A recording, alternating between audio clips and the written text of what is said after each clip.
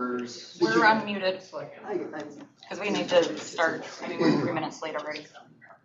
And then I think Andrew, just make the announcement that we're waiting. And what would it count? Well, from what I understand, where the issues come in. We're live recording. Sure. We're just waiting on the commissioner. We'll be ready to go here momentarily.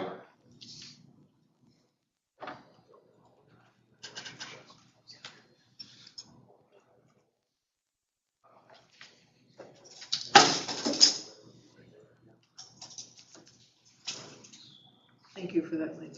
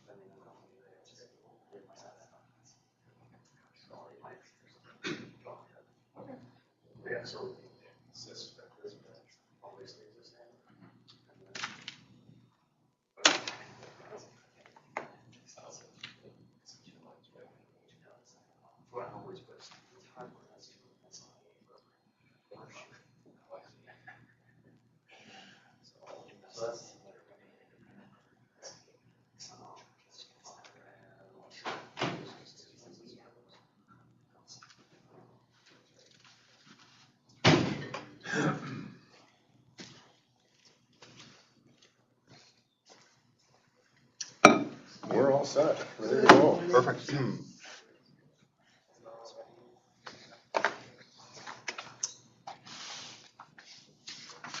All right. Time being 11:37. We'll call the regular meeting of the Supervised Release Board to order. We'll first start with the roll call. Member Christine Bray. Here. Member Andrew Larson. Here. Member Cheryl Ramstead. Here. The juvenile, one of the juvenile expert members, Jody Nelson. Here. And a juvenile expert member, Donald Struford. Here. Paul Schnell is also present. That the record reflect that all members are present either in person or online. Just so folks know that it may be watching, there is one vacant seat presently that is posted for application on the Secretary of State's website.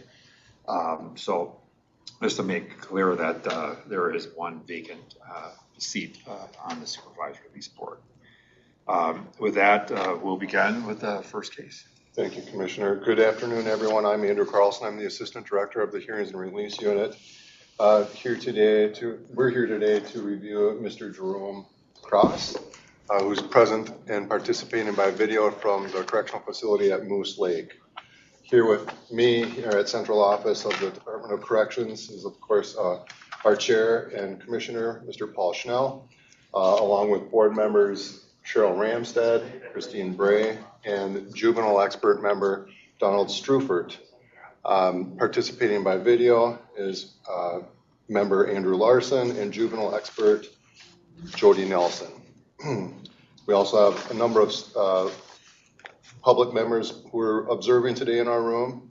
And at the correctional facility with Mr. Cross is his caseworker, Emily Hedman, and his advocate and father, Mr. James Cross Sr.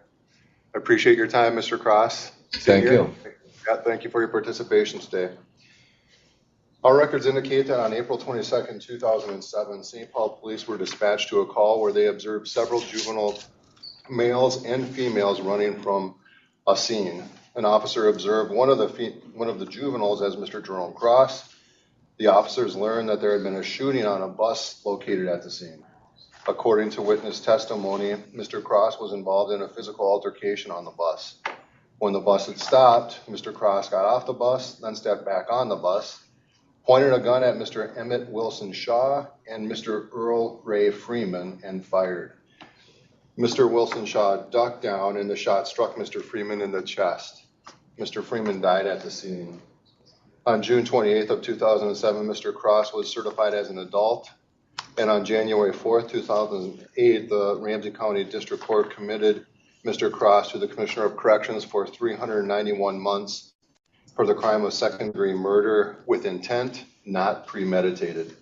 Mr. Cross was 17 years of age at the time of this offense. Mr. Cross has served approximately 17 years of incarceration, and today's review is his first by the board. Mr. Cross's original confinement release date was set for February 26th of 2029, but given recent decisions by our legislature regarding juvenile cases, Mr. Cross has become eligible to be considered for release after serving 15 years of incarceration, and that occurred on April 20th of 2022. Thank you, and I turn this matter over to the board. Good afternoon, or morning, I guess, still. Mr. Cross, how are you today? Great. How about you? Doing all right. A little nervous, but thank you. So I'm gonna turn to you. I'm just gonna and start by asking the question: what would you like to see happen as a result of today's meeting? First, I want to acknowledge that April 22nd, 2007, at the age of 17, I did take the life of 16-year-old Earl Ray Freeman, Jr. I want his family to know that I'm sorry. The man I am today, I have remorse. I regret ripping him from their life. I hope that somebody in his family got to read my apology letter. And if anybody from his family is watching or listening today, I hope they can see the change and the growth that I made as a man. Secondly, I want to thank Commissioner Paul Snell and the review board for giving me this opportunity here today. What I hope to happen today, honestly, I think parole is the ultimate goal, but what'll benefit me the most is transitioning down to minimum. I think the minimum that'll benefit me the most is Red Wing Correctional Facility for the programs and the things they have to offer. They got a boiler position, which coincides with the job and career that I want to go into once I am released. They have a pre-apprentice construction course, certifications in forklifting and skid loading. I believe they offer the opportunity to be able to speak to the juveniles they house down there. Also, obtaining my driver's license, which I think is significant in my success in integrating back into the community. If that's not an option, then Lino Lakes minimum, which they have the ICWIC program. And I think through the houses or through the Habitats of Humanity, they build houses. And I think that's giving back and getting hands-on experience. As far as work release, after that, I'm not opposed to it. I would just ask if that is an option to, if I can go anywhere outside of the metro area. For one, I don't want to re-victimize Earl Freeman's family and friends. I don't want to go back to the community I victimized. I think my safety has to be my priority. Some halfway houses, violent attacks happened in the past. And so, yeah, my safety be at jeopardy. And that's what I hope to happen today. Thank you. So you believe your safety would be impaired if you were at a halfway house? In the metro area, Okay, because of your past gang involvement stuff? Is that what the issue would be? yes, sir. Okay. Can you talk about why you feel you're ready to make this step down and the journey that's been? Well, I think when I arrived in prison, I had the same morals, the same values, the same core beliefs, the distorted thinking that I had as a kid that took the life of another child. As you can see from my discipline, it was consistent in the beginning of my prison time. I started to implement change in 2016, right? And it was hard and it was difficult. And I straddled the fence at that time. I think the last time I went to SEG, I told myself that next time I get on that fence, I'm going to go all the way over. And since 2020, I've been doing that. Haven't put myself in no positions to get into trouble. Did a lot of programming, right? Came down to Moose Lake and earned a lot of trust with the staff and administration here to be able to do the peer recovery, to be a mentor. Because right now, I mentor an IP that aged out of the youth offender program at Lionel Lakes. They didn't want to send him to a closed custody facility, so they sent him here. I volunteered, and they asked me. He lives in the living unit that I live on. Currently, he works at the same position I work at, and I just work with him and talk to him about my story, and hopefully he can that resonates with him. I think I'm ready to transition down because of the things that I do daily. Right, I choose to wake up and be the person I am today. And it's difficult and it's hard in here because it's also a prison environment.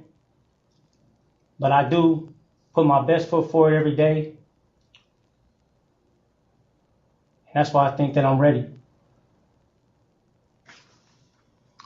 What challenges, if any, do you think you would be likely to face upon a transition to either lower custody or to the community? Well, to lower custody, I think is just the attitudes, the different rules, just adjusting to that. I mean, at every facet of prison, is different attitudes and different beliefs people have.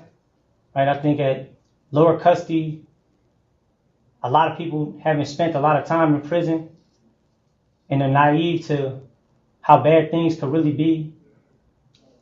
I think a lot of lower custody has a lot of more people with drug cases or drug addicts. I don't think they had the same goals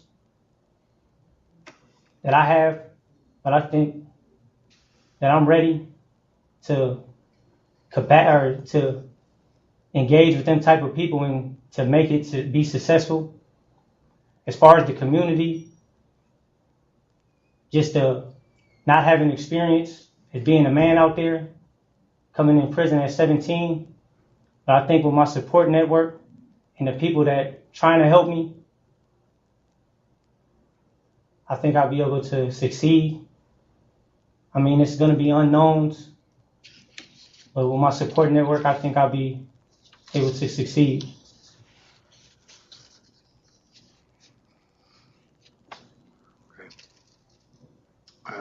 I guess I would open it up for any members of the board who would have questions for Mr. Cross.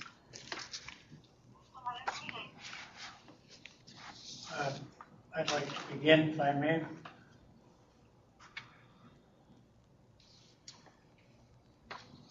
I've been very impressed with what you provide, the information you provided us. I'd like to hear more about your attachment and your belonging sort of in the gang culture. What you got out of that and how that changed, because I see a whole different belonging, a whole different sense of attachment or belonging, or a whole different style or purpose of leadership when you came in. And I still see you as a leader today. Can you talk more about the differences and what helped the change? I think the things that I was looking for as far as gangs and was just belonging, camaraderie, just a sense of acknowledgement, right? When I came into prison, I think I tried to follow in my father's footsteps and make a name for myself, but also make my own name.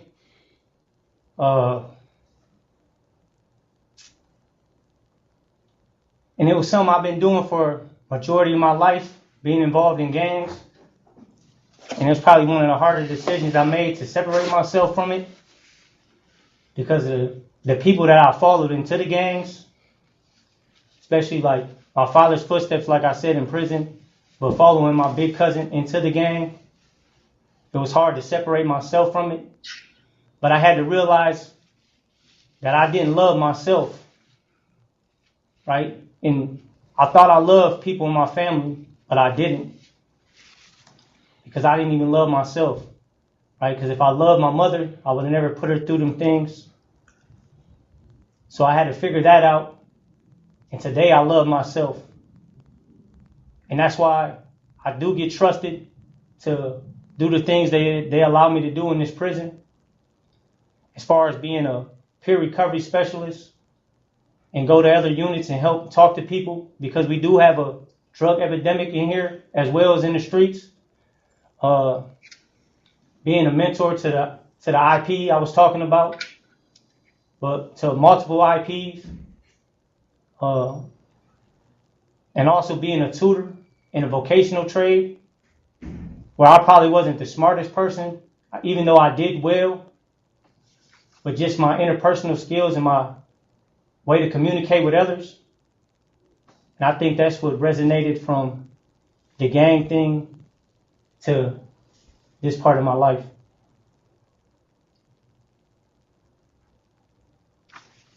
Love seems to be a big emphasis and a big source of energy for you, for change.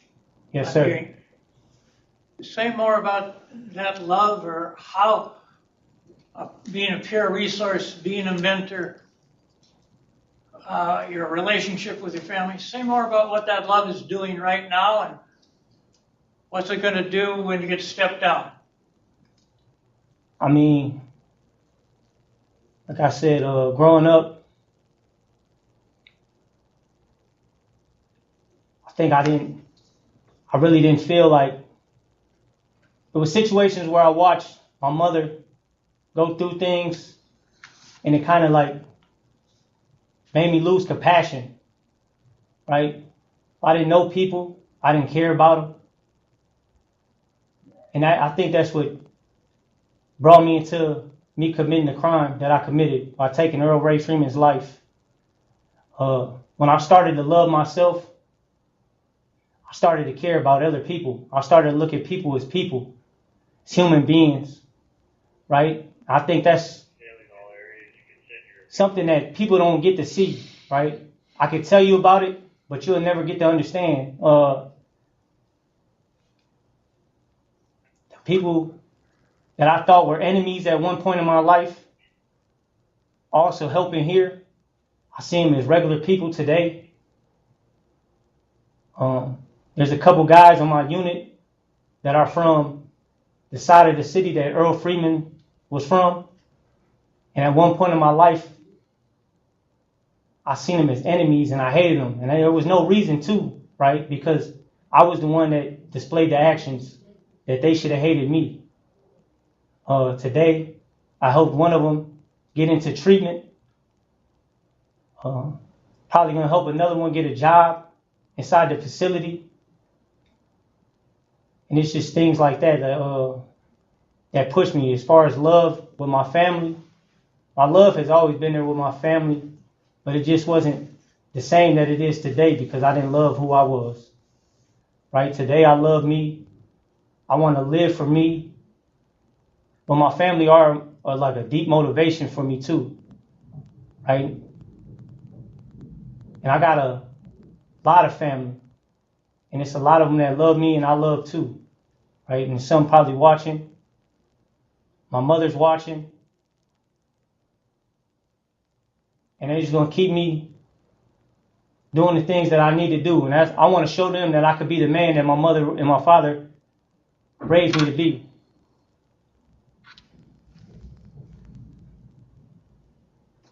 Thank you. Well said. Thank you. Other questions? Mr. Cross, in your life story, you indicate that even though I still surround myself with gang members, I don't actively participate in any gang activities. I have two questions. One is, why do you still surround yourself with gang members? And secondly, what kind of pressure is there for you to participate in gang activities? And third, I guess, the third question would be, when and if you get out, would you continue to surround yourself with gang members because it's more comfortable or because you know them, or what kind of pressure you'd be under to join them? Well, to the first question, in here I surround myself with them because that's what I feel I need to help reach. When I was a kid that came in, I didn't have nobody telling me to do good things, right? It was always the bad things or how to be a man in prison. It's a couple guys in here that's 20 years old, 19 years old. And that's what I mean by gang members, because they're still involved. But I surround myself with them to try to give them a positive outlook, show them that change is possible. You can be somebody different. Right? To your second question, there's no pressure. Right? 2020, when I separated myself, two of my closest friends that were actively involved in gang activity got into gang-related altercations in Rush City. But I told them that I was separating myself, and I did, and I didn't get involved. So it's no pressure. Right? As far as the third question, in the community, I never want to go back to that place that I was from, that I claimed that I was from. Right? I want to start somewhere new. That's why the two places that I put as, when I get released as, for my residents, are far away. Northern Minnesota, because it's far enough away, but close enough to my support network, but far enough from the people that were in my past. Northern Texas, because that's where my mother's at and some of my family, and that's a lot further. But that's to answer your questions. I have one other question, and that is, how did you disassociate yourself from the gang? Was there a process you went through? Do people in the gang know that you're no longer? What did you do to disassociate yourself from the gang activity? Well, first thing I did was talk to the people that were somebody in the gang, right? And let them know that I'm not participating no more. I'm doing something different in my life. I can't be loyal to a gang and be loyal to my family. Right? My family has always been here. My whole life. They never left. No matter what I did, no matter what I put them through. My mom never left my corner.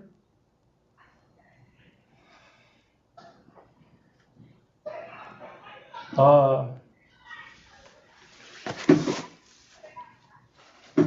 it was hard because, like I said, I felt like I was gonna be betraying people, but it was a decision I had to make,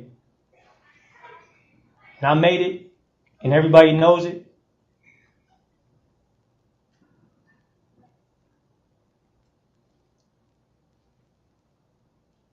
Thank you. Mr. Cross, I have a question, and I just want to say you've done such a nice job in the last 4 years. I'm wondering what was the trigger in prison where you decided to start loving yourself? How did that work? I think in 2015, I was sitting in segregation in Oak Park Heights, and I was just thinking about the things that was consistent in my life, right? And it was more negatives than it was positives, right? Prison was consistent. Being in segregation was consistent at that time. Being in gang banging was consistent at that time. And the only positive I could come up with was my family. And that's what made me really focus on changing. Because no matter what, my family never left. Any visit they could visit, they was there. Answered every phone call. And it's always been like that my whole life. I just didn't feel the love because growing up with my father locked up, I think we felt like we was missing a piece. And I think that's a part of the reason that pushed me into the streets. And I think that's when I started loving myself in 2015. Thank you. Can I just ask one additional question just about I really appreciate it, and I know that it's not easy to step away from the gang stuff.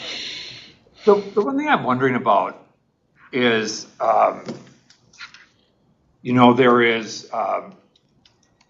is stepping away, and then there is, let me ask it differently. There's codes that people live by, and you can be uninvolved in the gang, but really be fully knowledgeable about the full range of activities that are going on, and which can include violence and criminal conduct and those sorts of things. One of the things I'm trying to wrap my head around a little bit is the extent to which you believe. And I appreciate the fact that you're trying to get away from, the area, the core Twin Cities. But I'm wondering, is that about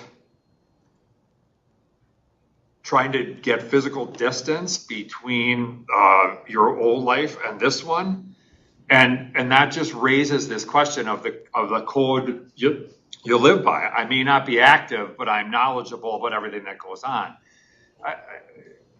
Is that where are you at in terms of that separation?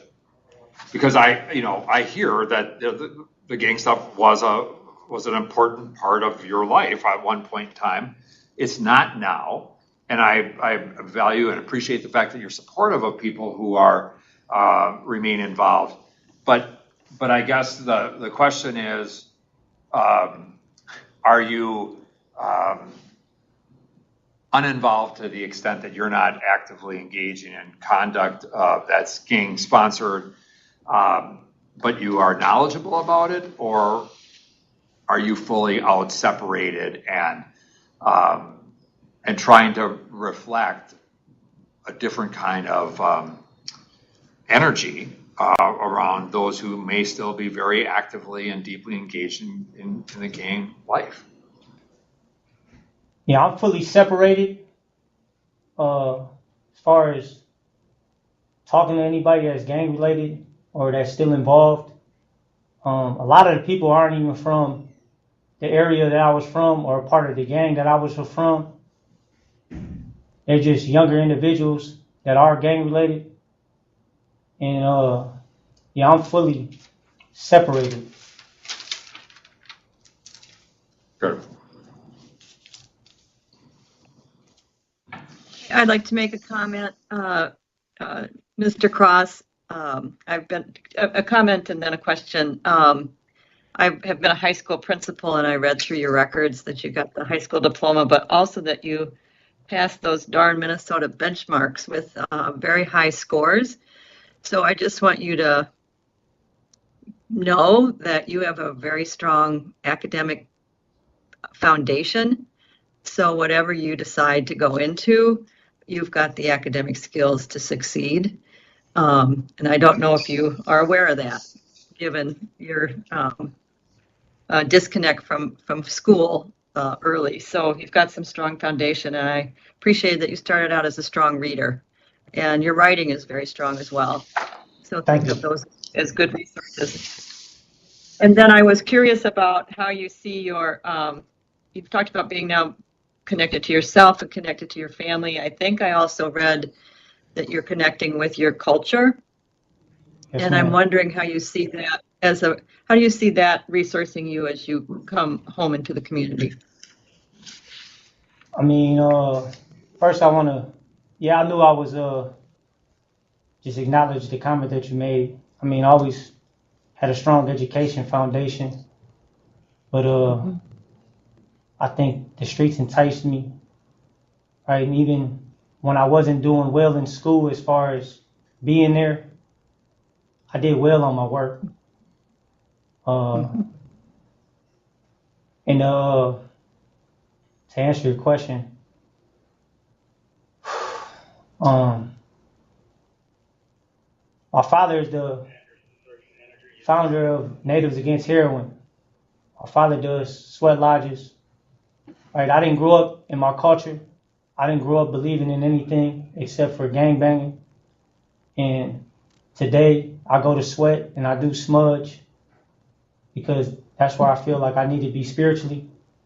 And I think that just any reservation I go to or I'm close to will allow me to continue to do these things. And I know my father's resources that I'll be able to do them. That's how I feel like Thank you. Help. Good. Thank you.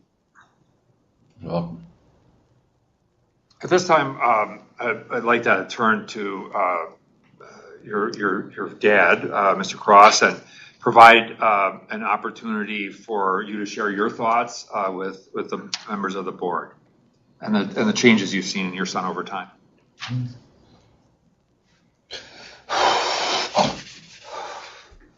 Sorry. Well, the change got to start with me. I left Department of Corrections in 2005. Haven't been locked up. Went to a triad treatment program for a year. Got to look at myself and what my issues were. And I dealt with them on a really open scale.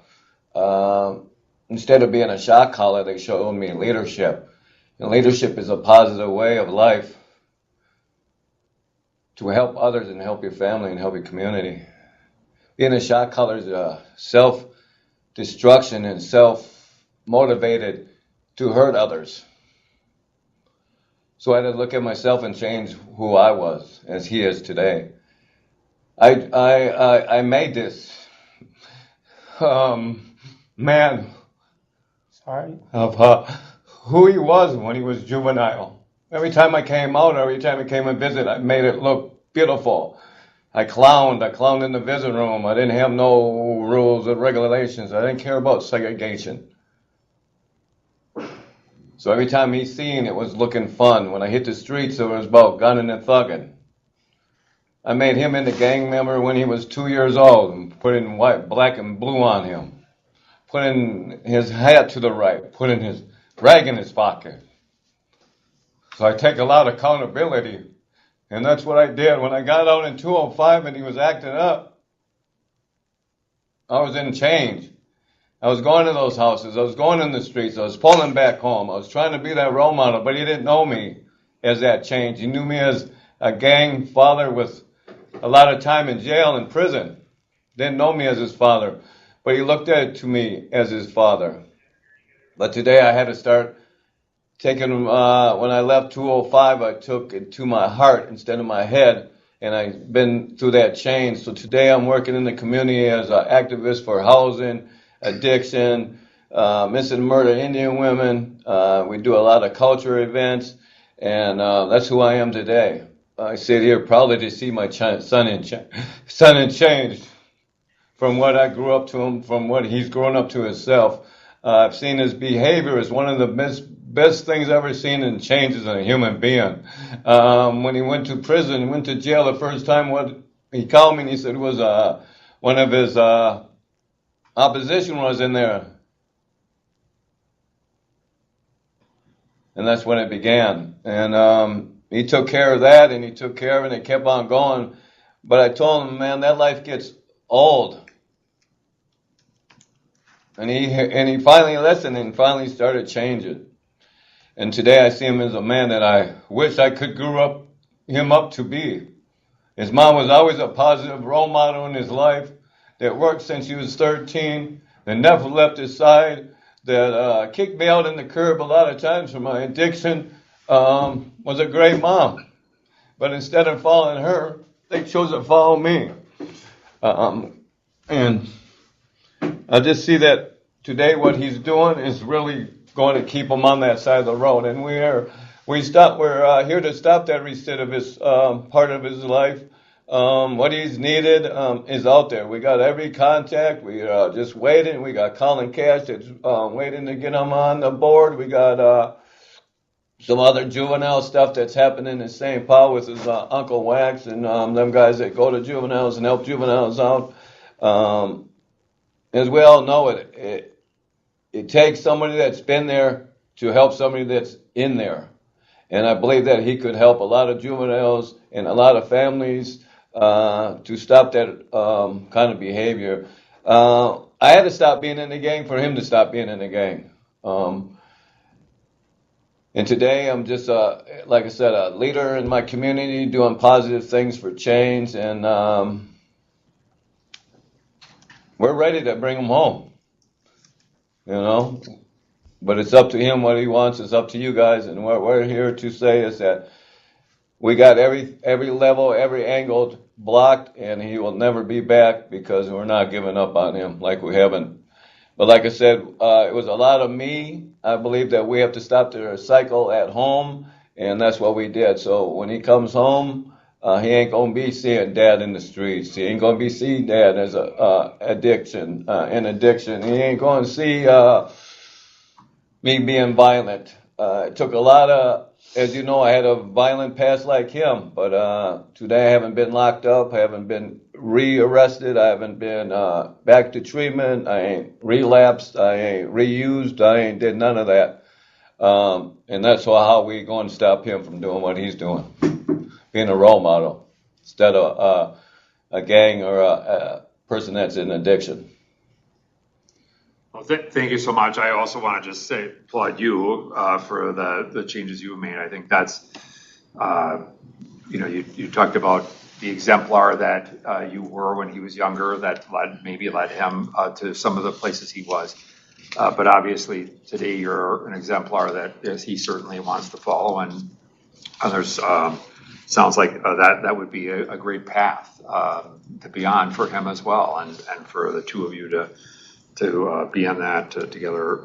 It's pretty remarkable. So thank you so much for being here. Welcome. I'm sorry.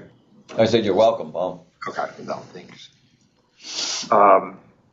So before the board begins any discussion or deliberation about next steps, Mr. Cross, I want to briefly provide and open the floor to you once again to make any comments before the board goes into deliberations and discussions. Well, thank you. Talking to me. Oh, are you? And to Mr. Cross's, that's a little Right. confusing. Yeah, it's tough. But I no, I don't. I just want to thank y'all for the opportunity. I want to really just say, I don't think I'm one of the people that feel like I deserve anything. I think taking a life is unmeasurable. There's no time limit, no time restraint you could put on it. Right? I believe even my original out date is a blessing. And like I said, I just want to let Earl Ray Freeman's family know that I'm sorry. And hopefully they could see the change and the growth and the remorse that I do have, because I lacked it years ago. And I just want to thank the board again for giving me this opportunity today. Thank you. Thank you. At this time, I'm closing the discussion, closing this discussion and opening for board discussion and deliberation. During that time, the board would not enter any questions or allow interruptions. And so with that, I just open the floor to the board to talk about next steps.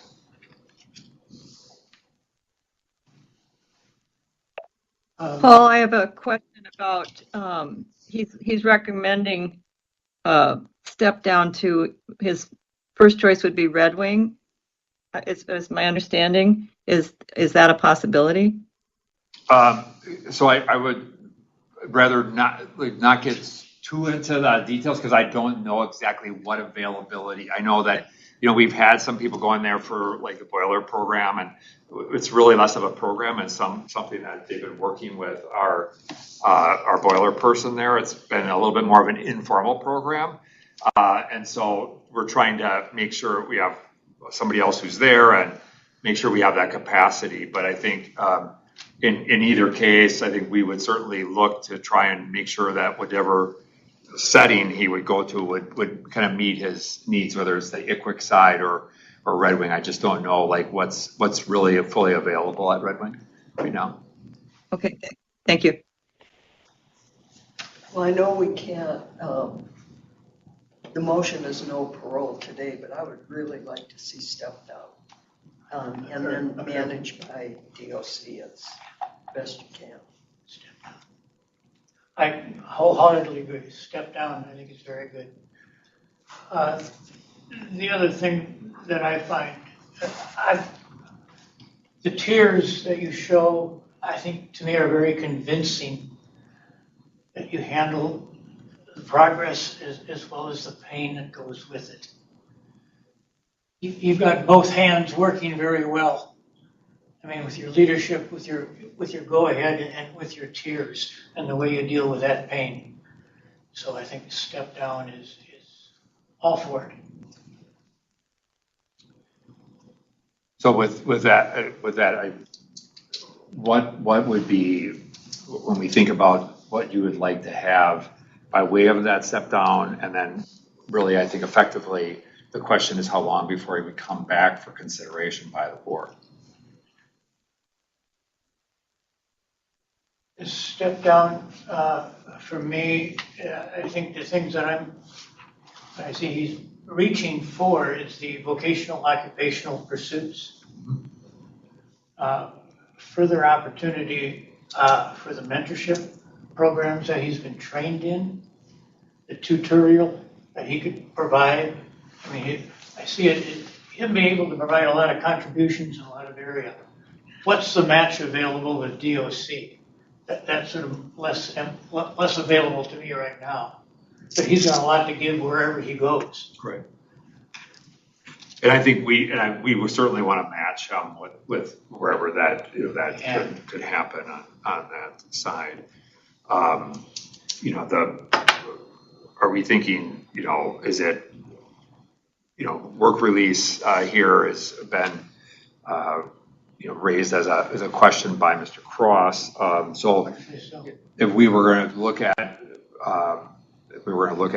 moving him to minimum setting, what period of time would the board like to be in to be able to either reassess what that looks like, whether we're on a kind of a parole trajectory. In other words, we're going to move them to step them down, set whatever the conditions. But at what point would you like to see him for consideration of either next steps or parole? Question, how long would it be to move him to minimum so that we could factor that in? It probably would be, I would say 90 days would be max, but more like 60 days, just to make the, move and make sure we're going to the right spot where he can get what he needs and is interested in, those sorts of things for that transfer. Thank you.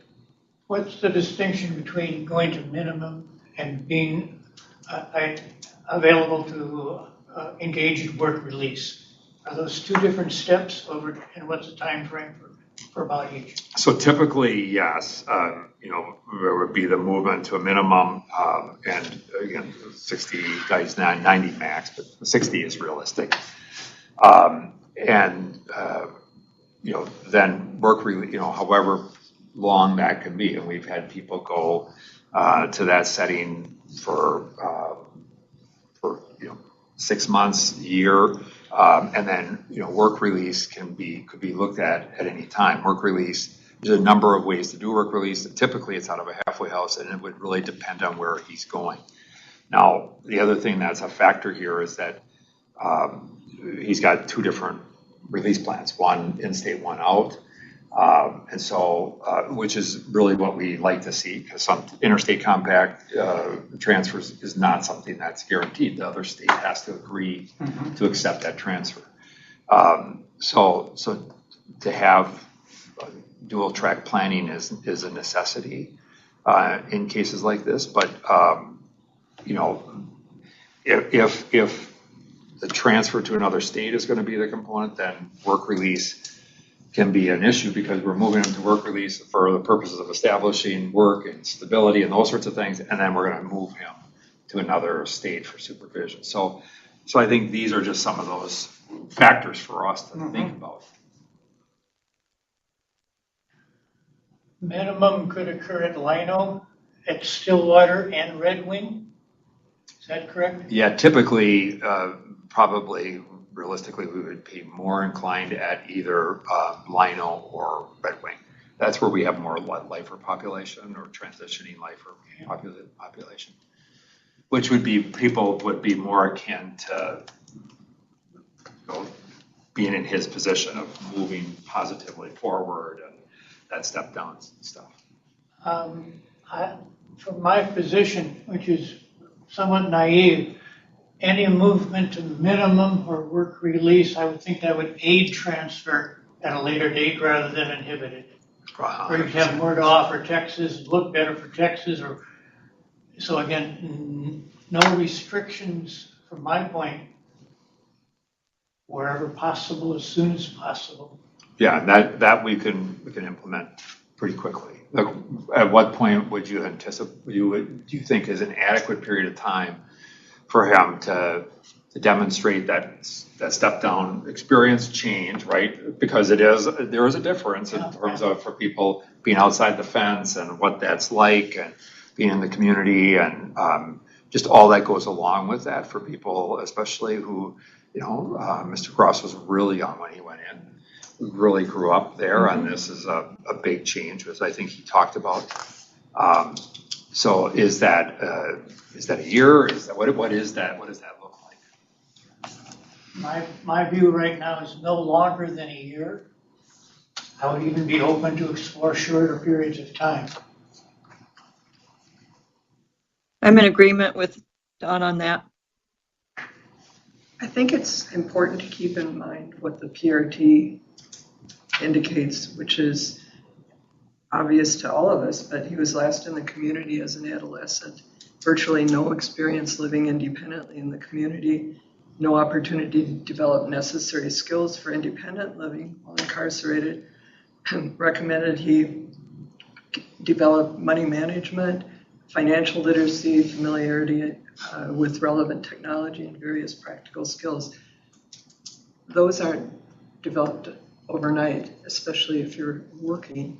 So it seems to me a little longer period of time would ensure a greater likelihood of being able to land on his feet after having been incarcerated since the age of 17, basically half of his life. I would tend to kind of agree with that. Again, largely just because of my desire to see him continue to be successful.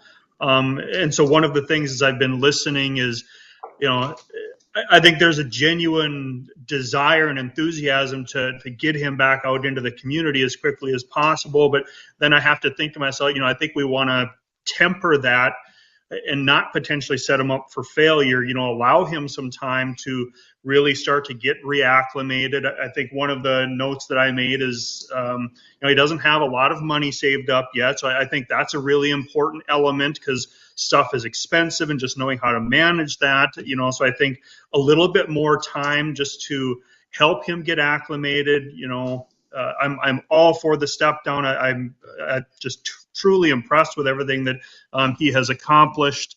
Like I said, all in favor of the step down. I would like to see it be a little bit longer, though, largely just because I think for all the reasons that that were stated, I think a little bit more time will hopefully help to ensure his successful transition.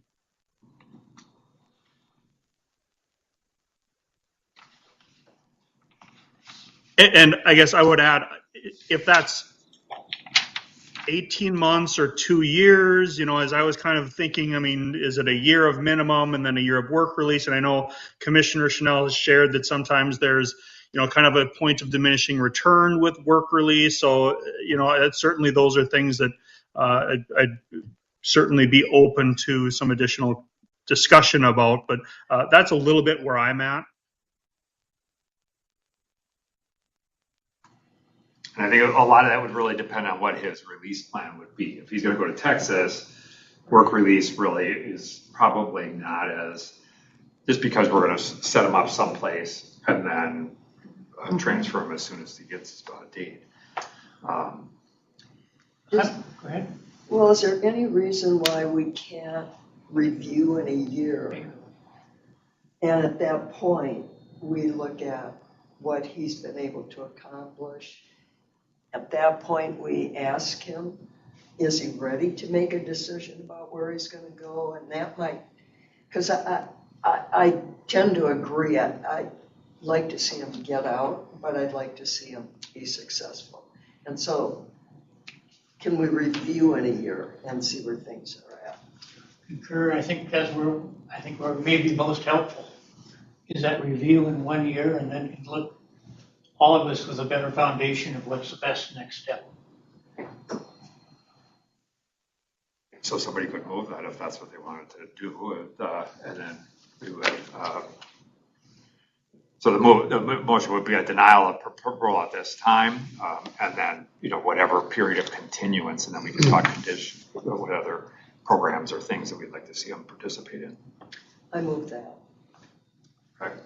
And, okay, there's a motion by Brave, second by Struford, to deny parole, continue for a period of 1 year, with a transfer to minimum to be arranged. And so with that, we'll come back on some of the recommendations we would have for him. But for the purposes of the vote, so there's a motion and a second. Any other discussion? All right. With that, we'll vote by roll. Board Member Bray. Yes. Board Member Larson. Yes. Board Member Ramstead. Yes. Board Member Nelson. Yes.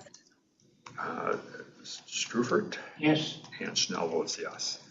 All in favor. So let's just talk quickly about some of the conditions. I think we heard about that basic skills and making sure that some efforts around financial literacy and technology and so forth. I think I think Mr. Cross also has a relationship that's developing or emerging, and I would certainly like to see him take advantage of even some work with behavioral health, just to discuss kind of how do you go about developing strategies around successful relationship stuff, even as he's in minimum. Restorative justice and some COG skills, I think, were also things that were recommended as he does this, along with his role as a mentor, and I think involvement in life or a long-term offender group, given his his recovery work and that kind of stuff would be really helpful as well. I would add there, if there can be engagement from his cultural community or what's available there in terms of that type of training, those type of opportunities. Yeah, and we have a number of opportunities in that space as well. So cultural program participation. Question. How feasible would it be for him to meet the recommendation that he expand his support network within the Cloquet area while he's on work release? Is that feasible? So that it could be. Mr. Cross, let me just ask a quick question of you, just so I make sure I understand, because I noted that reference to the Cloquet area. Do you have a connection affiliation with Fond du Lac, or is that what it was, or just was there something about that community in particular? Oh, that's where my girlfriend Hannah Slack lives. Okay, so that's where she's at. But I got cousins that live in Grand Portage, and I got family that live in Duluth. Okay, all right. Okay, that's helpful. Thank you. I just wanted to get a sense of where that was. So I think we do have some really close connections with a number of the tribes and that we've really worked strongly on, and there's a strong desire to have connections, and especially kind of more wraparound and connections in the community, so that some of that could happen, be arranged and worked with folks in the community to create some of those connections, even as he's in minimum.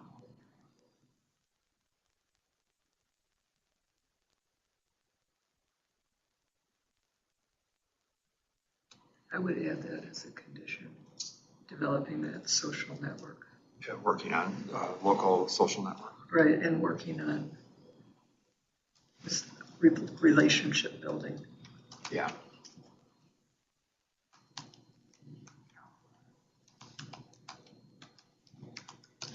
As well as developing a savings plan for his transition to the community. Yeah, and that I think would be part of some of that financial literacy. I'm making sure that.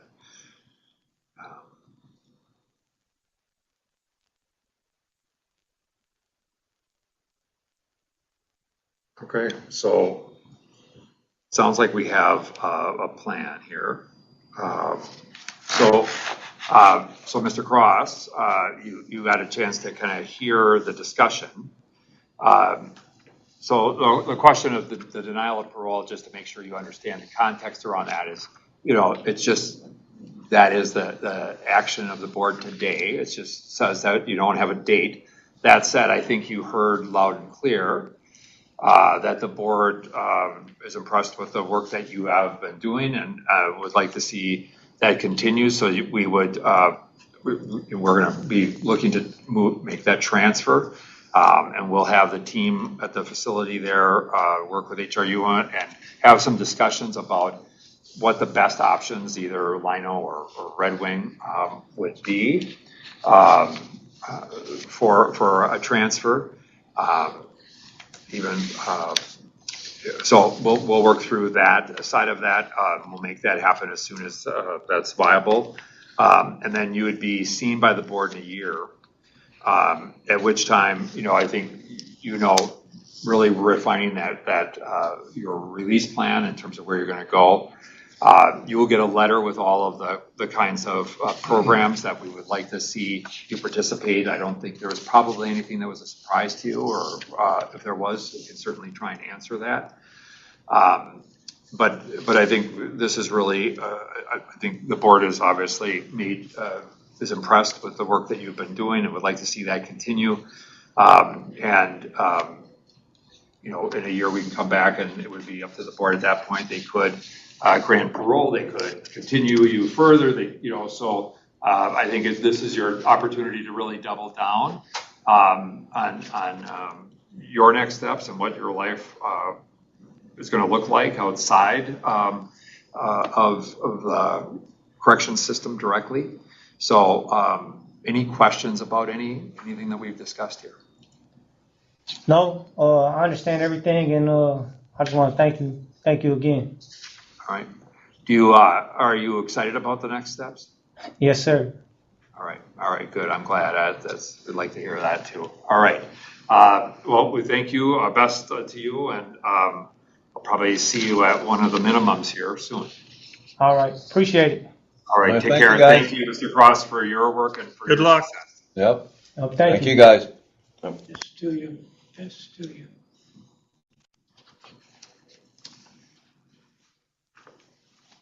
Well, I don't think that we need to connect with Oak Park, as Mr. Dominique Jefferson has waived his right to appear here, and that's been confirmed through the caseworker multiple times, yesterday once and today again.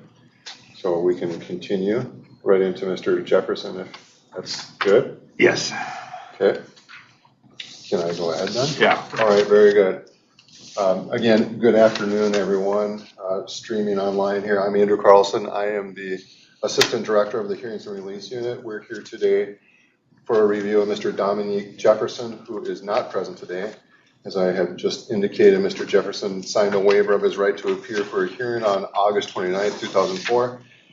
His caseworker, Nikki Fossey, confirmed yesterday and today with him in person that he did not choose to participate today.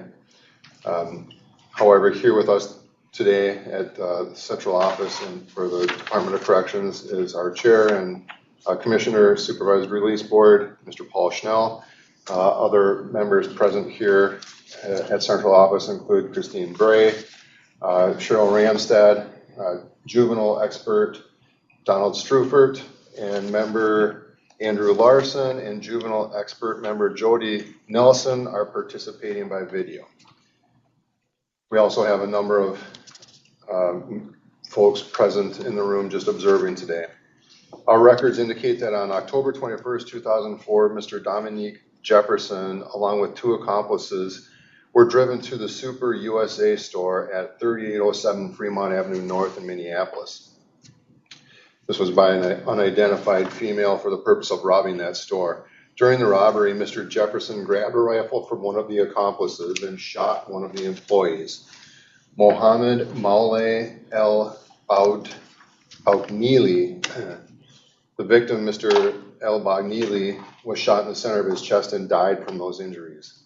On August 5th, 2005, the Hennepin County District Court committed Mr. Jefferson to the Commissioner of Corrections for 420 months for the crime of second-degree murder with intent not premeditated. Mr. Jefferson was 17 years of age when he committed that offense. Mr. Jefferson has served approximately 19 years of incarceration, and today's review is his first review by the board. Mr. Jefferson's original confinement release date was July 15th of 2030.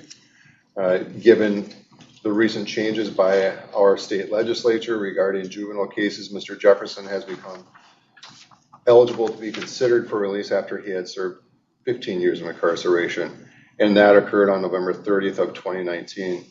It should be noted that Mr. Jefferson has a 15-year sentence for first-degree assault to serve that is consecutive to the second-degree murder. That incident occurred on January 15th of 2023 when he assaulted a corrections officer at Oak Park Heights Prison. The board does not have statutory authority to collapse the assault sentence. And so at this point, I'll just turn this over to the board. Thank you. Okay. This is really a tough case in some respects, and in other cases it's not. I mean, when this assault occurred, this corrections officer who was assaulted most recently, lost vision in an eye completely. So it's really a serious assault, and I think it's concerning because at one point he had talked about participating in the process, and obviously participated in some of the assessment side of this, but and I think we are also in we have some limited opportunities because our ability to extend the continuance is limited as well in this case. Say that again. So the continuance, the term of continuance that we could set, I mean, this becomes one of those cases where it can be challenging around the period of continuance. He has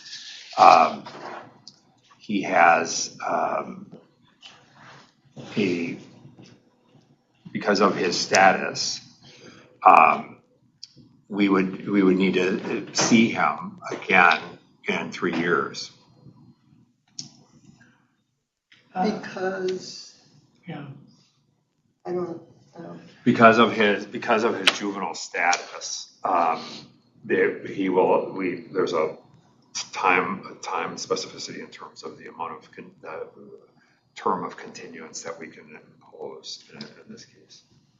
I assumed that he's under 2 continuous status. There's a continuance for his crime as a juvenile, also now superseded by the continuance in place by his latest offense. Is that correct? Or we're subject to adhering to both right now? He's serving only on his 400-month sentence.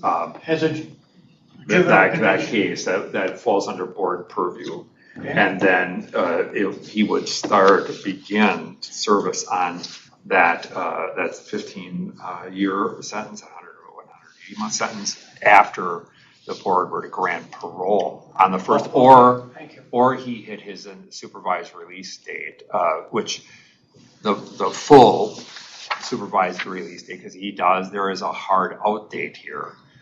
If the board were not to act on anything, he does have a presumptive date, and that would be in July of 2040. And is that, or 2030 rather, I'm sorry. is that on the juvenile sentence? Juvenile. Not It's on the juvenile the sentence. assault. Yeah.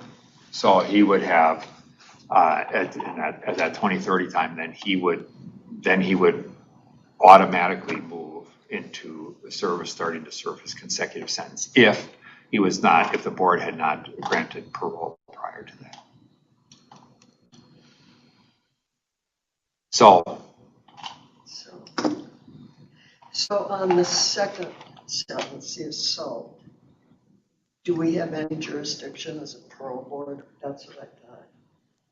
yeah, so that will have to be. Yeah. Well, I make a motion, no parole, and continue as long as we can, and if that's 3 years, 3 years. With the conditions, complete CD at a minimum. I mean, I think he's a danger to society. That's kind of my bottom line. Yeah, and I would certainly concur. I think just if he were able to do some positive programming and demonstrate some movement and a pro-social side would be great. There is the possibility of a transfer here, and so that that's always in other states. That's not uncommon in cases like this. So there's a motion for a continuance of 3 years. Is there a second? Second. Motion and a second. Any further discussion? Will we be setting conditions on Yeah, we can set some of the programming standards, I think, at that point in time and just look at those kind of directives and so forth. But I think if we want to act on these and then provide whatever programming we believe we would like to see before he's seen next time.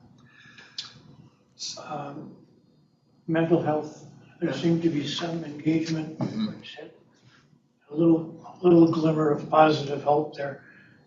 So the CD, the mental health, continuance of that is my first thought. What's the difference of availability of mental health at the different facilities? Or is there a facility that would be more geared to the diagnosis that he's been identified with? Yeah, I mean, Oak Park Heights has the ability to provide the most intensive level of mental health support. Oak Park Heights? Yeah, just in terms of we have that mental health unit there, which is hospitalization level care. But then once stabilized, right now he remains in an ADSEG status, administrative segregation status. So he is seen regularly by mental health as part of that. Helpful information. All right, we have a motion and a second. We'll do a roll call vote. Board Member Bray? Yes. Board Member Larson? Yes. Board Member Ramstad? Yes. Board Member Nelson? Yes. Board Member Strufert? Yes. And Schnell votes yes. And then what I heard was SUD treatment, positive programming of, and certainly mental health continuation of participation and cooperation with mental health services at the facility. And what about an apology letter? I won't be hearing, but I would be looking at medication, continuity. I mean, that seems to be what when he's stable, he's on medication. That's what I'd be looking at. Okay. So with the recommendation that he really pursue stability of recognition of the need for medication and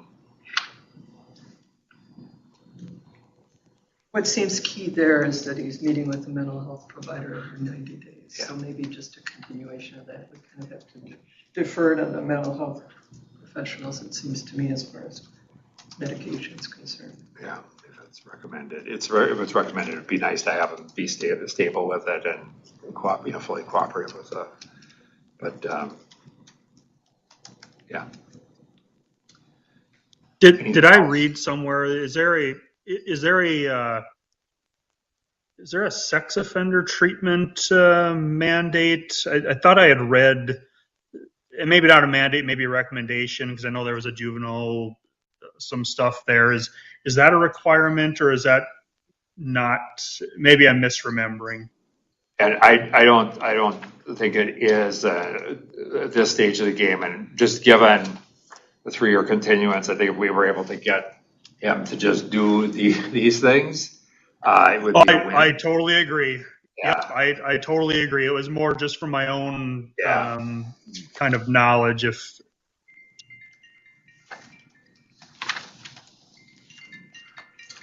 I recall reading that there was recognition of a sexual allegation, if not offense, but no directive to sex treatment is what my recall is. Yeah, I recall that. But yeah, we would have, the board would have a chance to look at that in 3 years and see where it is, assuming if there's progress here on some of this stuff that could be looked at as well. Point of information, the transfer steps, what does that look like in the next year, 2 years, or?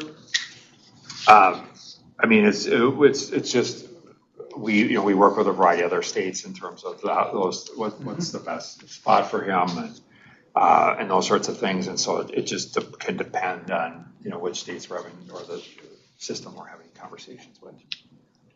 So it's so hard to say. Okay, that gives me my answer. Yeah. Okay. Can we, I don't sense any remorse at all on his behalf. Can that be a condition, an apology letter, or is that more guidance? I mean, I think where we focused most commonly is around the RJ involvement, the restorative justice involvement, to see if we can get them to, get to a point of insight and recognition of harm and some of those sorts of things, and then, maybe as an offshoot of that, it develops. But, we certainly have, directed that, and I think insight here is something that needs some work. So we could add, RJ involvement just would be a worthwhile thing. Yeah, I'd like to. Yeah. Okay. Anything else on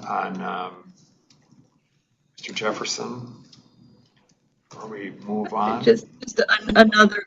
Well, I think just another of his risk factors is I think I read borderline intellectual capacity. So again, how will he have insight given that piece? So Yeah. Anyway.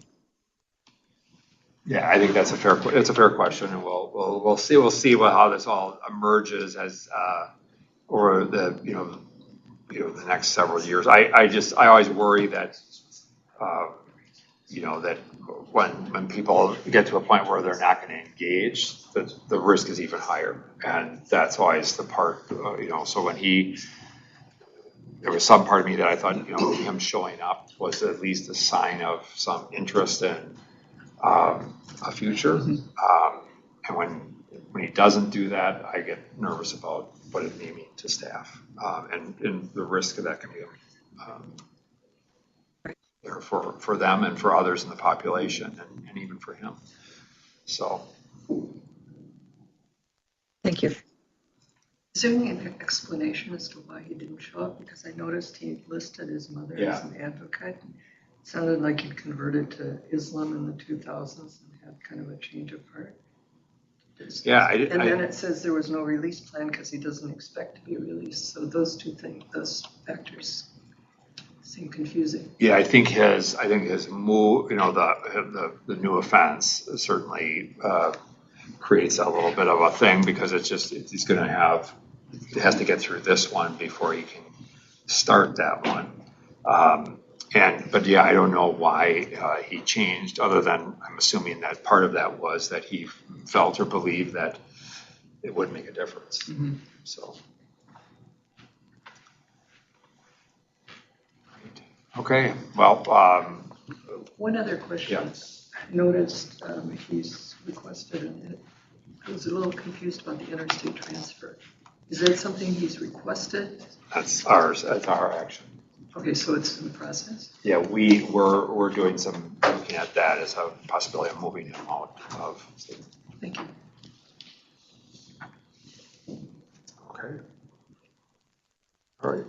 We will get a letter off to him explaining what the board's thoughts and wishes and go from there.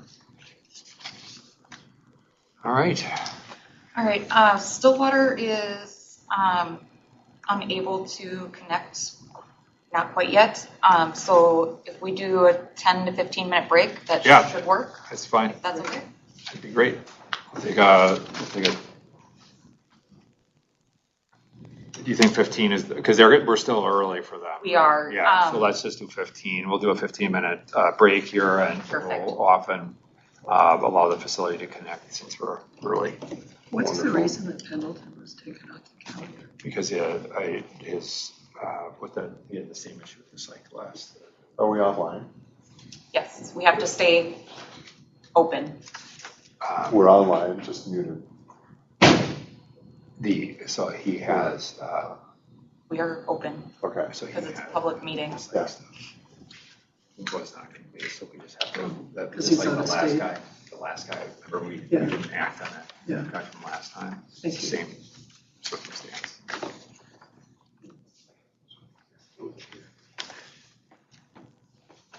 Is it doable when an inmate is out of state? It's just a matter of There, the arrangement?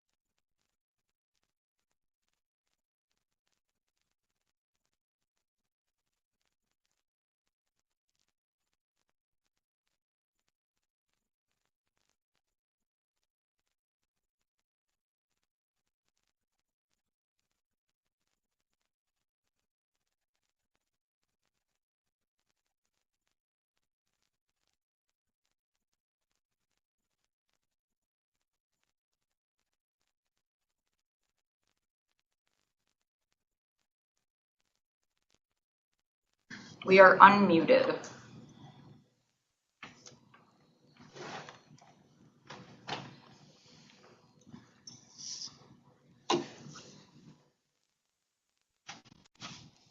All right, we're just still waiting to connect here with the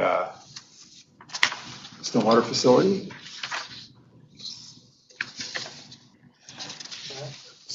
So I explained to you, if I get here and Say that again. With these files, there's no psych exam, no available. Right there. The psych assessments. Oh, yeah. Okay, they're available, it's like the other ones. Yeah. Yeah. Yeah. Okay. oh, Good afternoon, Mr. Dewald. Hello, Mr. Dewald. Can you hear us all right? did you want me to sit over here? No, you could sit there.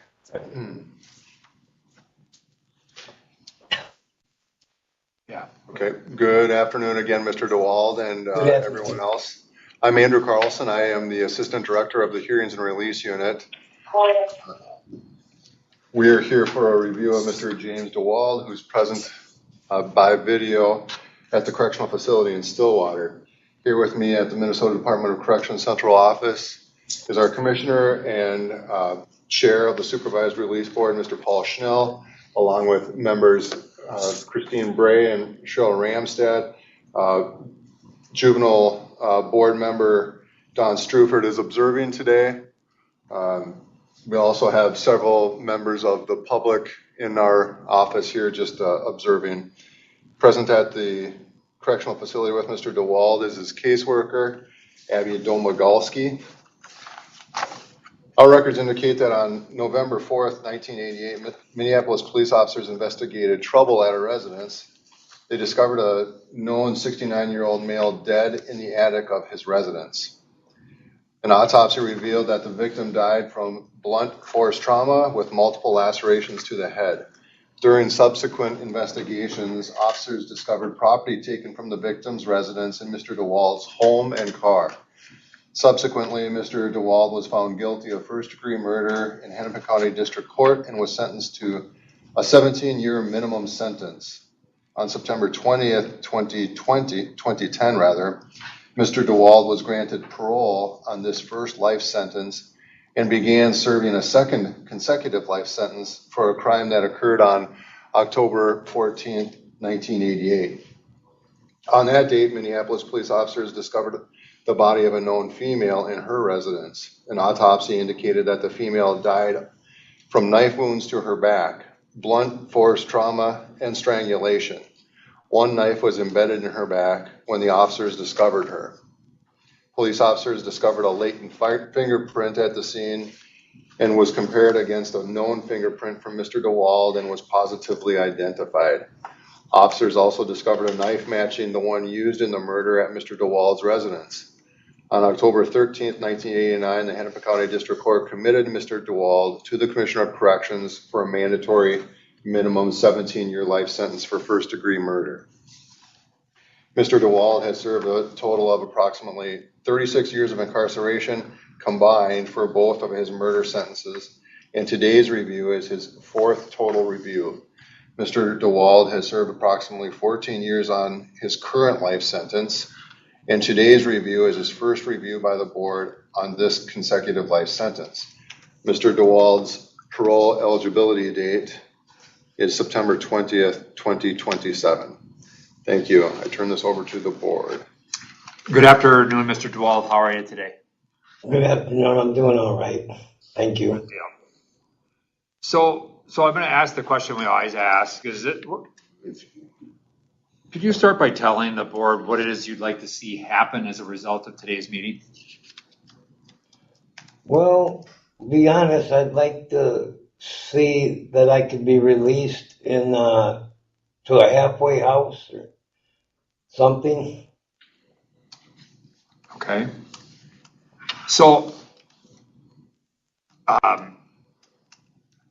talk about, make a case for the why. What have you done that would that would indicate that you're ready, that you are not a risk to public safety, and that you have that you've changed in ways that there would be no concern for the safety of the community?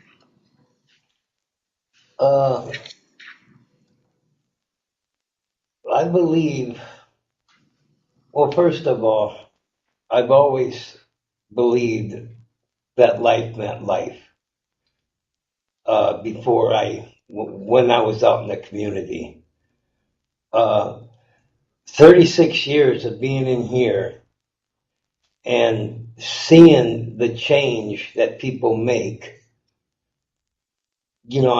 my thought is pattern is totally different. I feel everyone should deserve a chance at life if they earn it. I was a mess when I came in. The first 14 years, I wasn't listening to nothing, didn't want to hear nothing. And something clicked in me when I went to my parole board, the 14-year review. I lied about my crime for so long that I started actually believing it myself that I was innocent.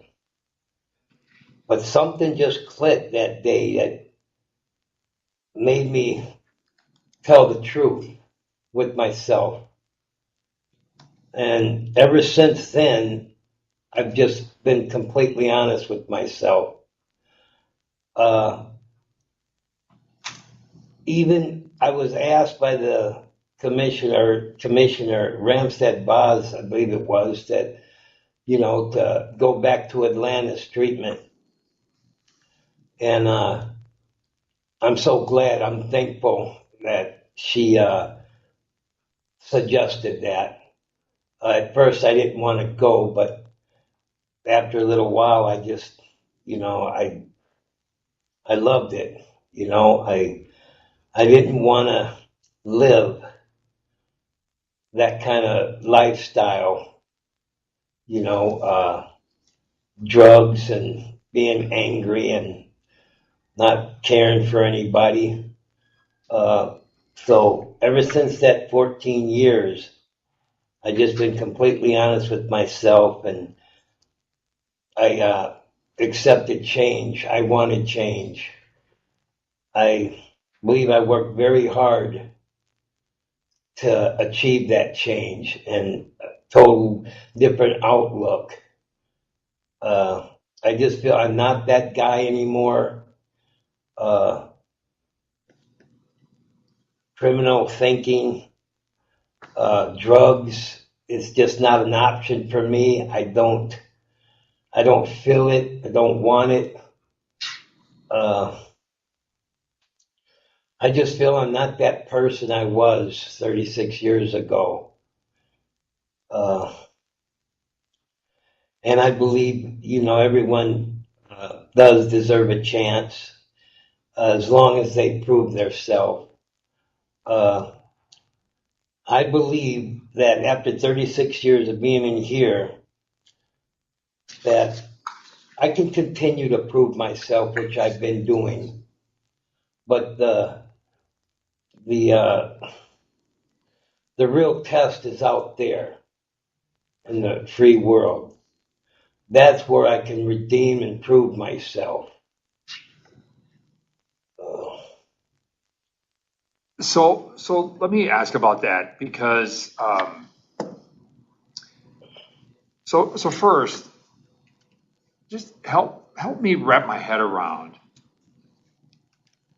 how it was that you found yourself in a position where you took 2 lives. I'm trying to wrap my head around, and I appreciate the fact that you have a new openness to honesty with yourself and those sorts of things. But even I understand that you're not the same person. But I'm as you think about this and look at this through the lens of today, what was going on that would allow you to take that kind of action all those years ago? Well, I remember years ago, at my 14-year review, I said I would never blame anybody for what I've done. You know, that I took total responsibility, and I'm not going to blame my family, my parents, the community, nobody. But when I went back to Atlantis, I realized that before I started doing drugs, I wasn't that kind of person. I got heavily into drugs. Actually, it started when I went to Hawaii in 1988. I met some guys there that, sold me some meth called ice. Never done it before, my plans was to sell it.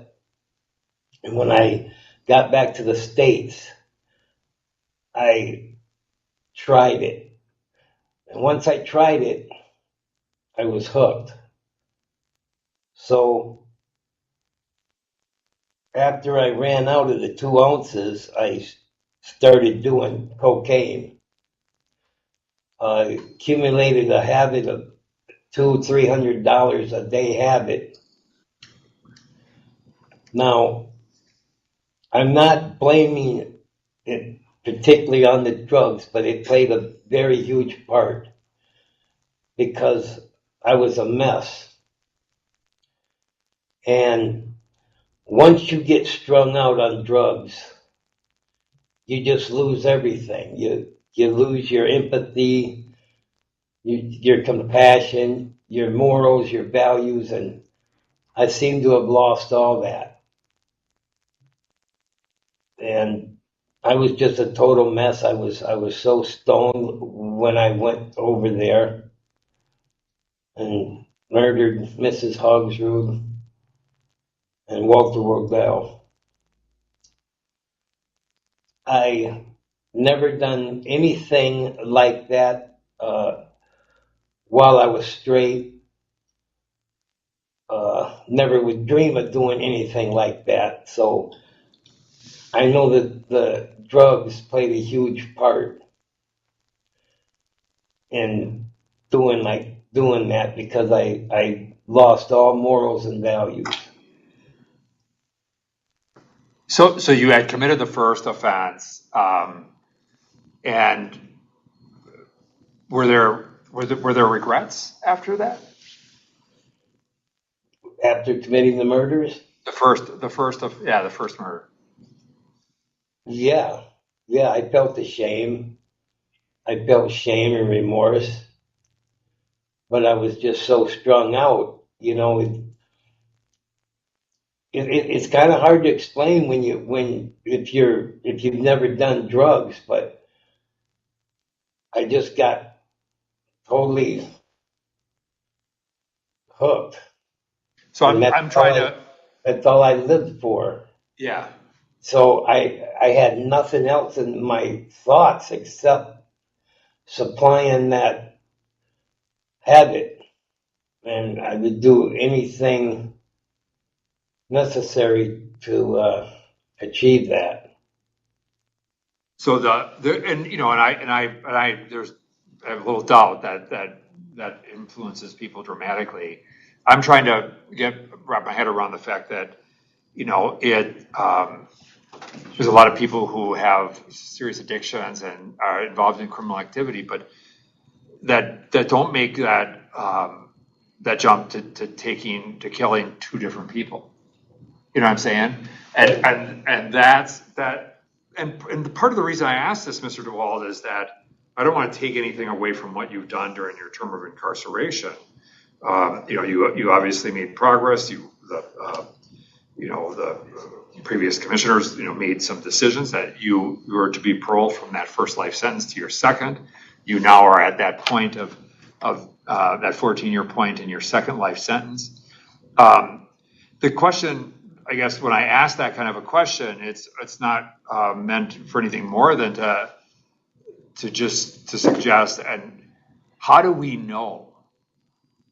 How do we know that,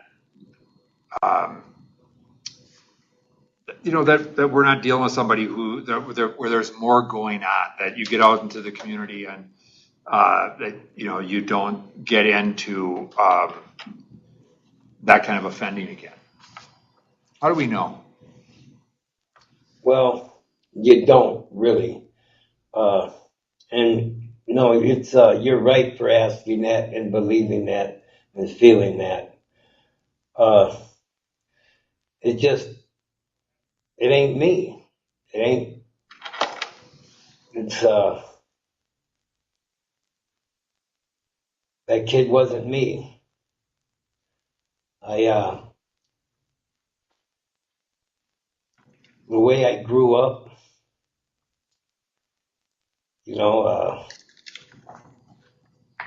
running with the gangs and stealing.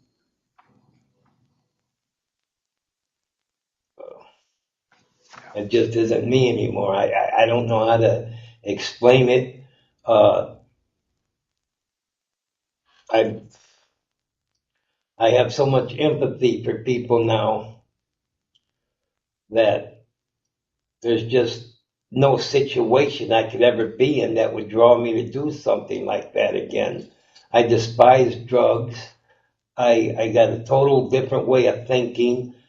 I spent 36 years in here, and you've been involved in the prison system. You know how it is in here. Every day you can just snap, dealing with the ridiculousness and, the criminal activity, people pushing your buttons every day. And for 36 years, I've just overcome that. There's no room for that in my being. Okay. I mean, it's not an option. I appreciate that. Let me ask this. If I were to have a concern about what's next for you, it's the fact that there isn't really a good plan. Would you agree with that assessment? Like, you know what I mean? You're talking about you'd like to be able to go to a halfway house, but like, what then, right? Because it doesn't seem like there's a lot beyond where you're at today. And so, am I wrong to be concerned about that? No, you're not wrong about it. Before I started reading everybody's opinion and suggestions and recommendations, I really thought I had a chance, but I know I got so much against me right now. But I'm not the only one. I'm aware of many guys that's been released, my financial status, my lack of support in the community. But most of the guys, or all the guys that was released, they're in the same boat. And they're out there. They're doing it. They're doing it right. Now, I know I don't have any money, but I had no more money than they had. And there's opportunities out there. There's SSI, there's Social Security, and there's so much more that could get me in the door, to set me up. And I've been working in industry for 30 years. And I've been working in Anagram for 16 straight years. And when the CEO, Bridget, come up to see us every year, she comes up to see us, and she's always like, "Oh, you're still here?" And like, "Yeah." And she says, "Well, whenever you get out, we got a job for you." So, and that's based in Minneapolis. So, I mean, it ain't like I can get out and just have nothing. You know, there is a lot to offer out there. And I agree with you. I agree with you. I just, and I think we have some time here, right? But because you're not immediately eligible for parole anyway, right? But I think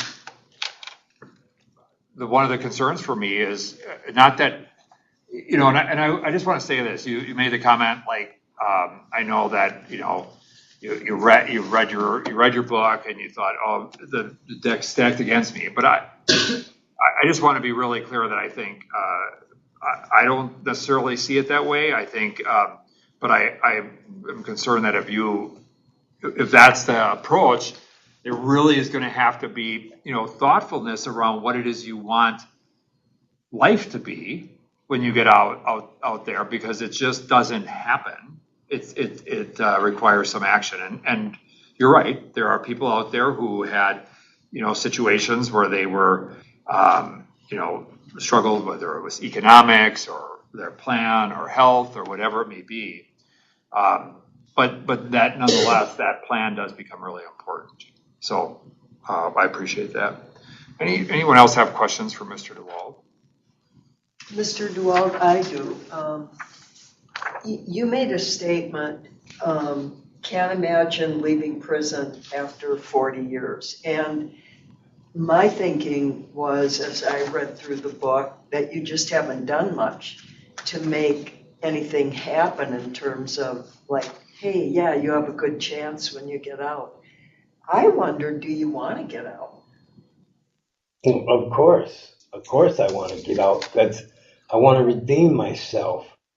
And that's just the only way I feel. Maybe I'm wrong, I don't know, but that's the only way I feel that you can prove yourself. I'd love to get out.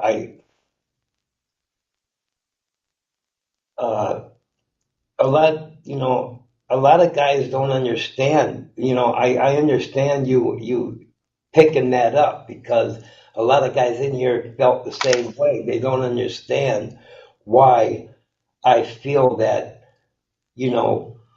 I committed a horrible crime.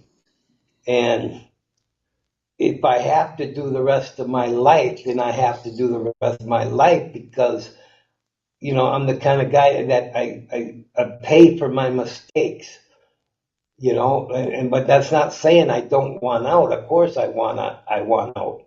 But that's the only way I can redeem myself. But I'm in no position to demand, and I'm not entitled to anything.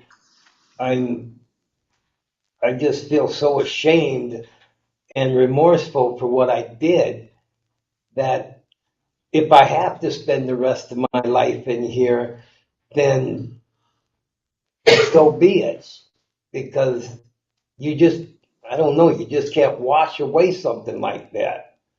A lot of people don't understand that, but I don't know, it seems right to me. It feels right to me that, to be held accountable for what I did.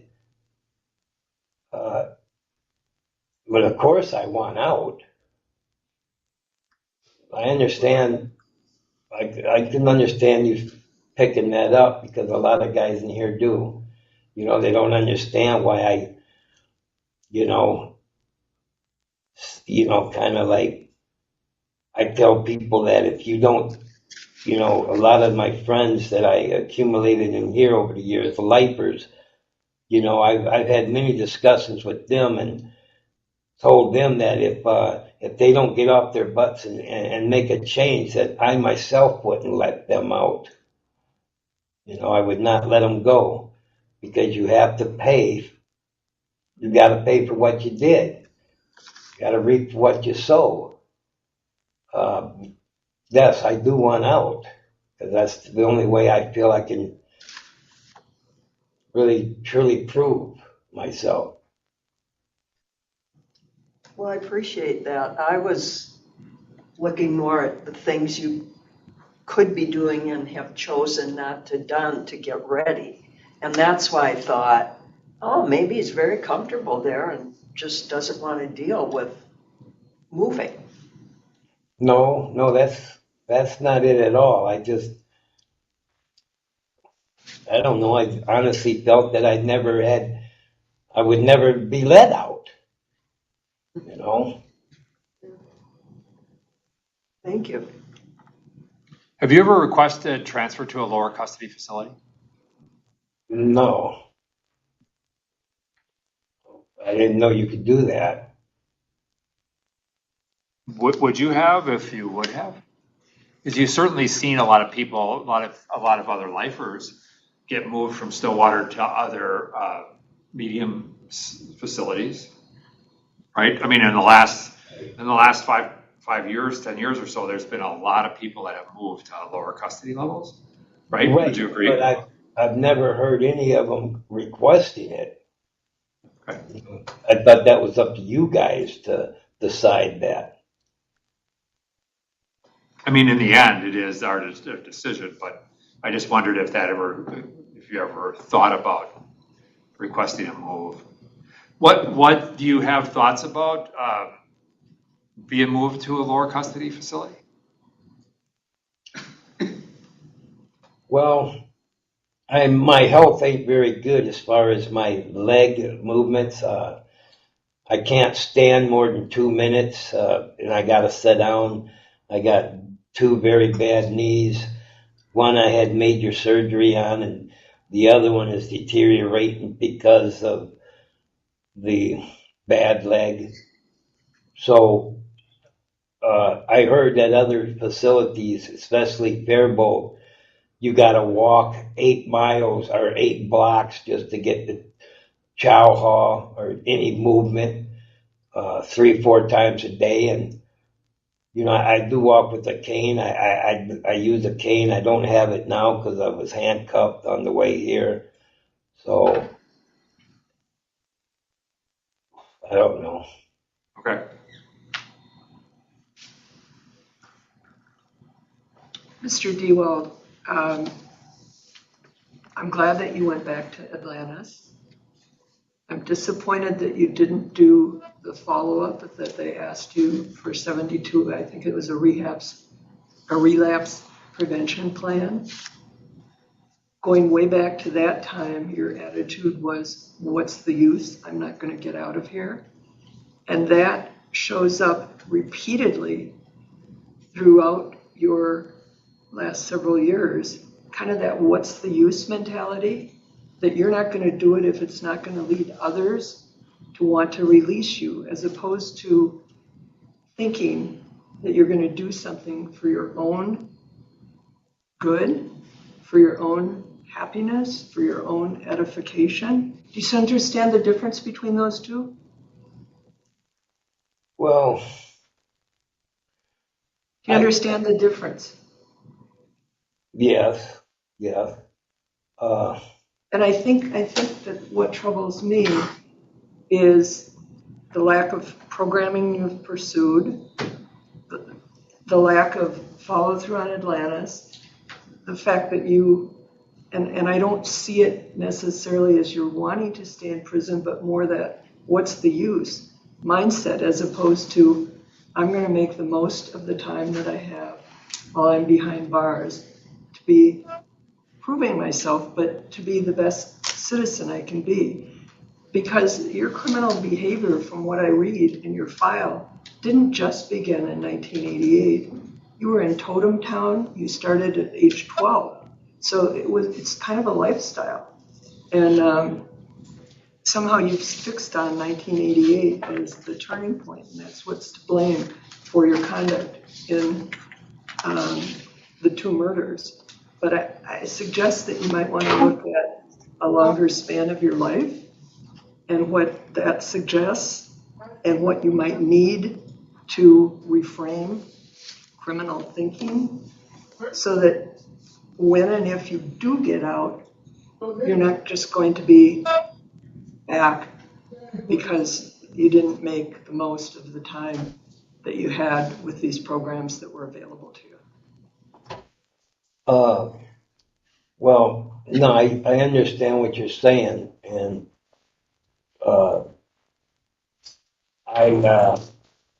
no disrespect, I wasn't in Totem Town, never been to Totem Town. I was in Glen Lake, but that was for truancy, skipping school. But I did spend a few years in juvenile centers, so. Now, as far as programming, I spent 3.5 years in Atlantis. After I completed it, I stayed back there just to mentor and run classes. After 3.5 years, it wasn't just my decision, but it was the Atlantis staff and counselor decision also that it's time. They believed it was time for me to go back into the community and go to work, because there's all kinds of guys that wanted to get into Atlantis and become a mentor also. Now I stuck with it even after I left Atlantis. I stuck with it for 3 more years, and my goal was to go to work and and save money, and I did. At one point I had a pretty good number in my account, but just up until 3-4 years ago I drained my account because of the COVID thing. I was lucky to see 3 days a month, for a long time. Now, my programming may have stopped on paper, but, I've always been a mentor in the unit to a lot of guys, to a lot of these lifers that have left. Got into many arguments because of my mentoring with them. It's hard to sit down with guys in the block and mentor them, because they don't really like hearing what you got to say. So I know on paper it might have stopped. Just a couple years ago, I did try to get into the lifer group, but I was turned away because I was told that I've done everything that I was already asked to do, and to let somebody else get that chance. I planned on doing it again, signing up or sending a kite and see if I can get back into it. But to me, programming's never stopped. Mr. Dewald, I apologize for saying Totem Town. I reviewed where I found that, and it was Red Wings Homeschool for boys until you were 18. And that's where you started hanging out with the street gang Southside head knockers. But it does say that around the age of 11, you got into trouble for such things in addition to truancy as purse snatching and burglary. So it does suggest a long history. So I just wanted to set the record straight for you. Yes, you're correct. Mr. Dewald, do you know, there's kind of a theme in some of these questions, but do you know what a self-fulfilling prophecy is? Pardon? Do you know what a self-fulfilling prophecy is? No. That in other words, sometimes the things that we do or don't do actually creates the future that we find ourselves in. And I'm a little concerned that, and I think these have been some of the questions that we've been talking about here, the extent to which you may be looking for us to dictate the future when the role of the board is to really base our decisions on the path that you establish. In other words, to what extent can we jump on the train that's moving to demonstrate this whole sense of redemption? And you talk about redemption happens when you're out there. And I think I understand what you're saying is that's where the rubber hits the road, right? When you can prove outside the wall that you can live in a pro-social way, that's what it's about. The concern that I have is I start to imagine, what does James Dewald's life look like if he were paroled?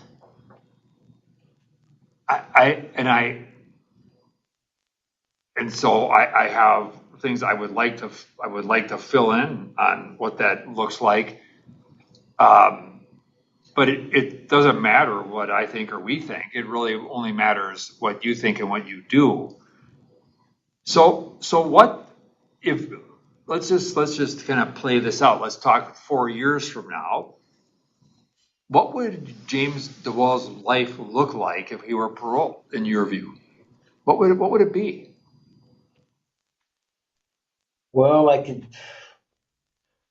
honestly say probably lonely, but there won't be no drugs or criminal activity in it. I know that for a fact. And today, how do you deal with loneliness today?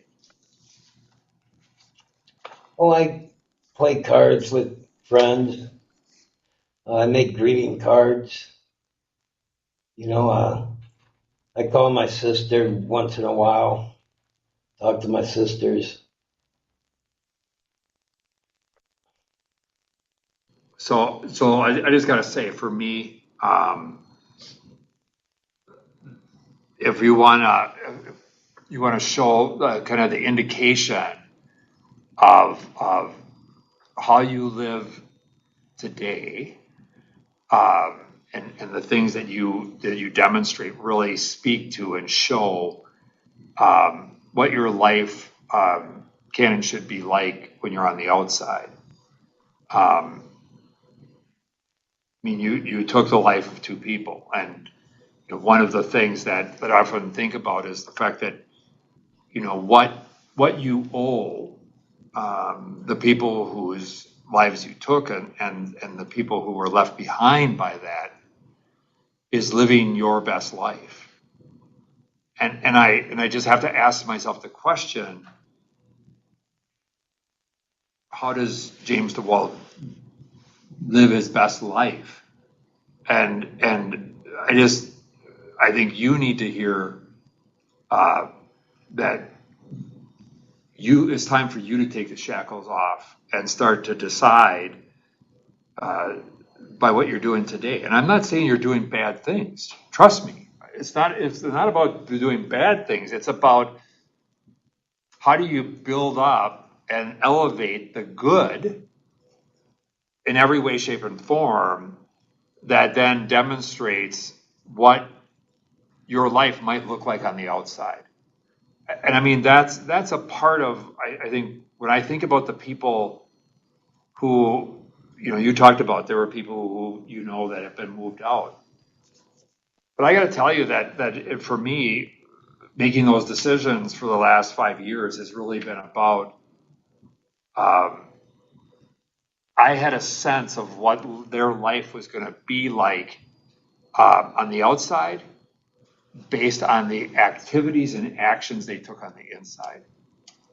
And I'm not trying to kill any hope here, because for me, there's opportunity here, but I want to challenge it too, because living your best life is what you owe. And I guess I'm looking for more. And does that make sense to you? It makes a lot of sense. Yes.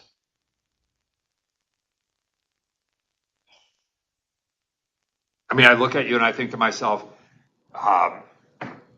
you come across as somebody who's taking responsibility. You're trying to do what you can, but there's part of me that I look at this and I feel like there's a guy who's just in a constant state of funk, right? This is where I am, right? And not actively engaged in creating a future, and that's concerning.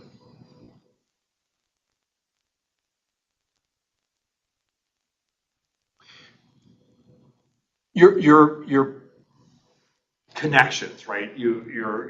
I think you talk about, like, we talk about pro-social connections and the outside and that kind of stuff.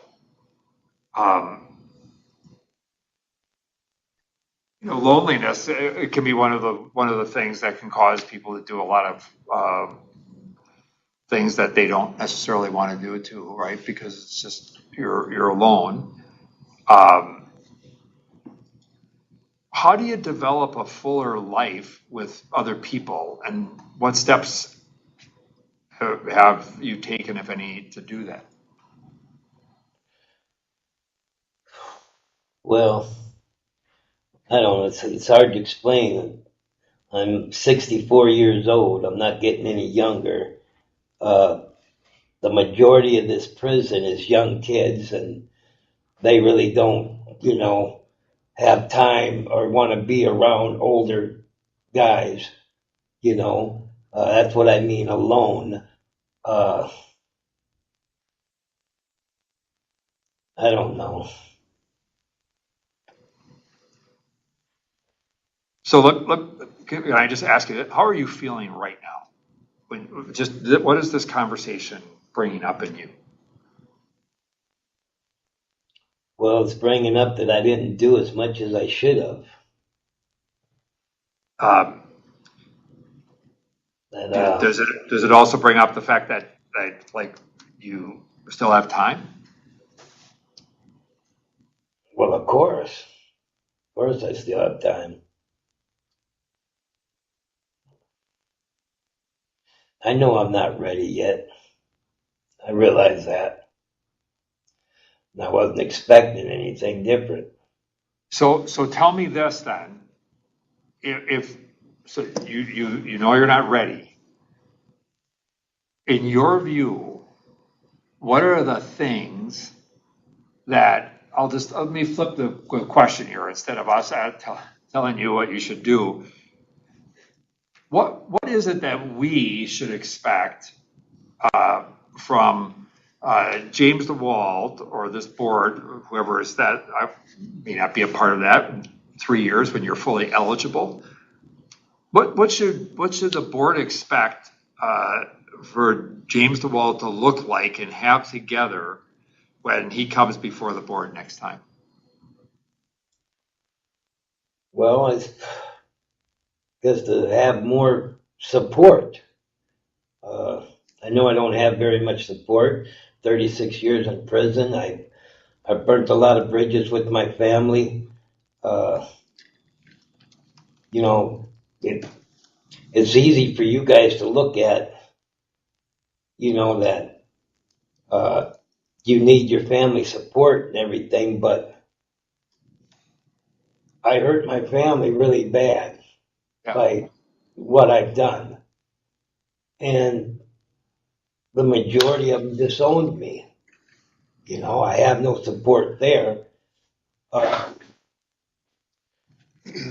think the only really problem I have is financial support. If I had, first of all, crime is not an option with me. I know it's hard for you guys to sit there and, just take in what you hear, because I could say anything, but it's just, I'm not worried about that. I'm most of the guys that read the paperwork I've showed them, and over the last few weeks and months, every one of them said, "What is the problem? You're not a threat. You're not a threat to anybody. So I don't get it. But so the only,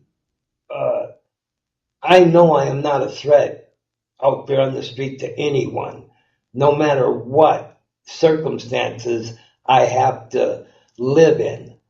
The only problem I see is I don't have the financial needs right now to support me.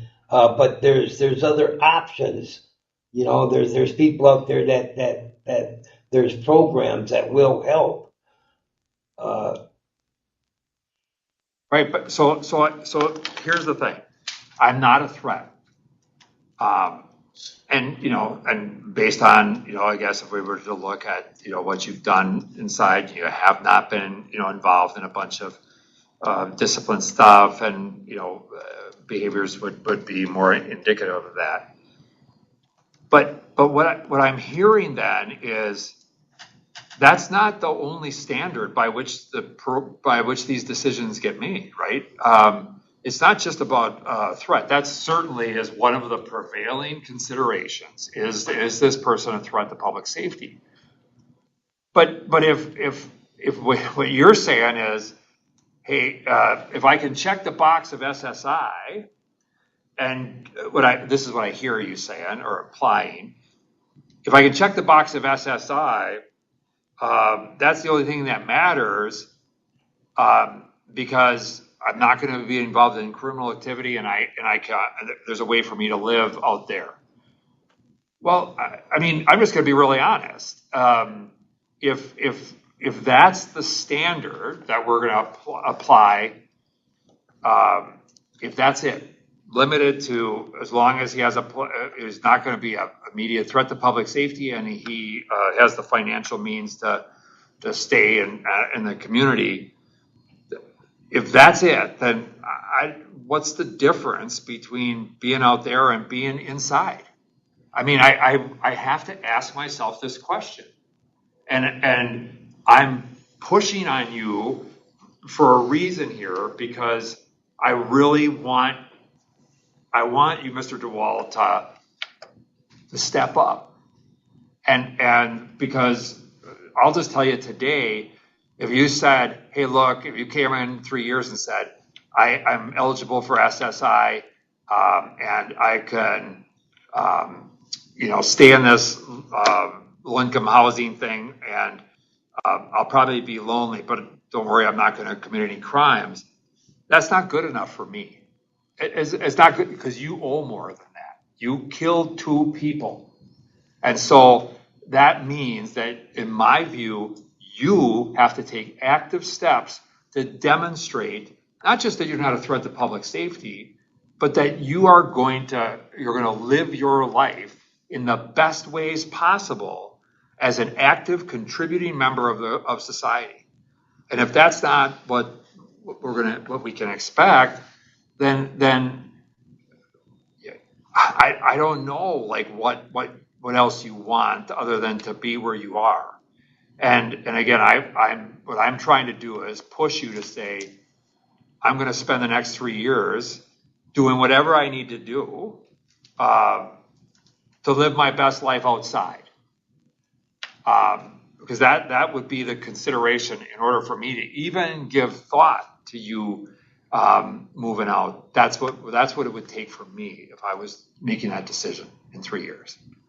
Yeah, no, I understand that, and that goes without saying. Of course, I want to live the best life I can, not for myself, but for others also. And it ain't just about SSI or Social Security. There's a lot of things I can get involved in.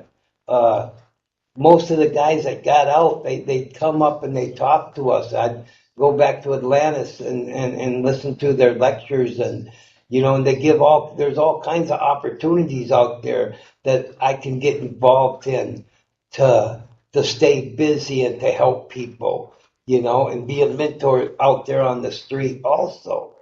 It ain't just about getting out there and, getting Social Security and SSI and just being lonely and living by myself. That ain't what I want. I want to be involved. I want to be involved with the community and activities. I'm not getting any younger. None of us are. But all I can say is that, so if that's what you're saying you want to do, that's the plan that I think you need to work on. That's, I mean, because I think that's what I'd like to see. I mean, for me. Okay. I know I got a lot of work ahead. Yeah.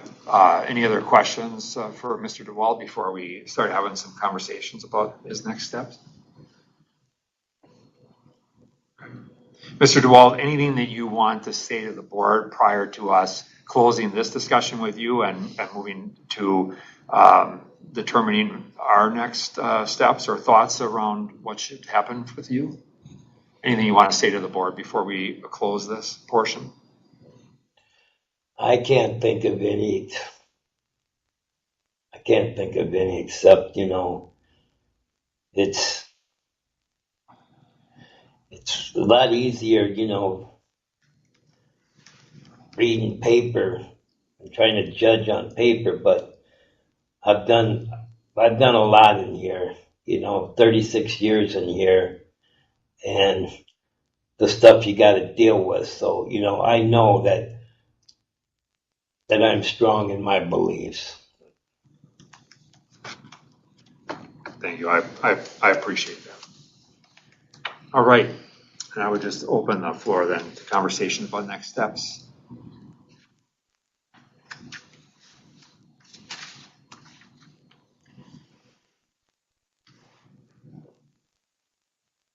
I'd be interested in your thoughts about a less secure facility. And that's something that, could you say that a little? I'd be interested in Commissioner's views on a less secure facility, getting him to start taking more responsibility, and whether there is a facility that, other than Faribault, that would be appropriate, that wouldn't tax his ability to get to the food hall, et cetera. I mean, one of the things for me is that I would ask him to make that ask, because I think there are ways that we can accommodate what his needs are, but I think he needs to take some ownership but so I'm 100% with you, and that would be one of the things that I would certainly recommend that he that we would open that door, but that he needs to ask and have the discussion about where.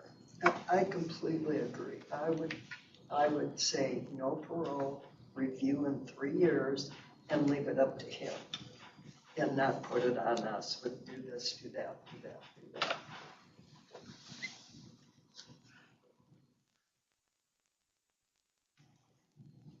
The only thing that I heard him say was he didn't know it was an option to request going to a less secure facility. So I would want to make sure that he understood that that's something that is, the onus is on him, but there is the opportunity for him to make that request. Well, I agree in that one example, and hopefully he's heard this, but I think there's a whole host of others that came across in the PRT and the treatment report. And, I would start listing them as conditions, and then I thought, no, that's not going to help him. That's not going to work for him. Yeah, I fear sometimes that, that he is kind of,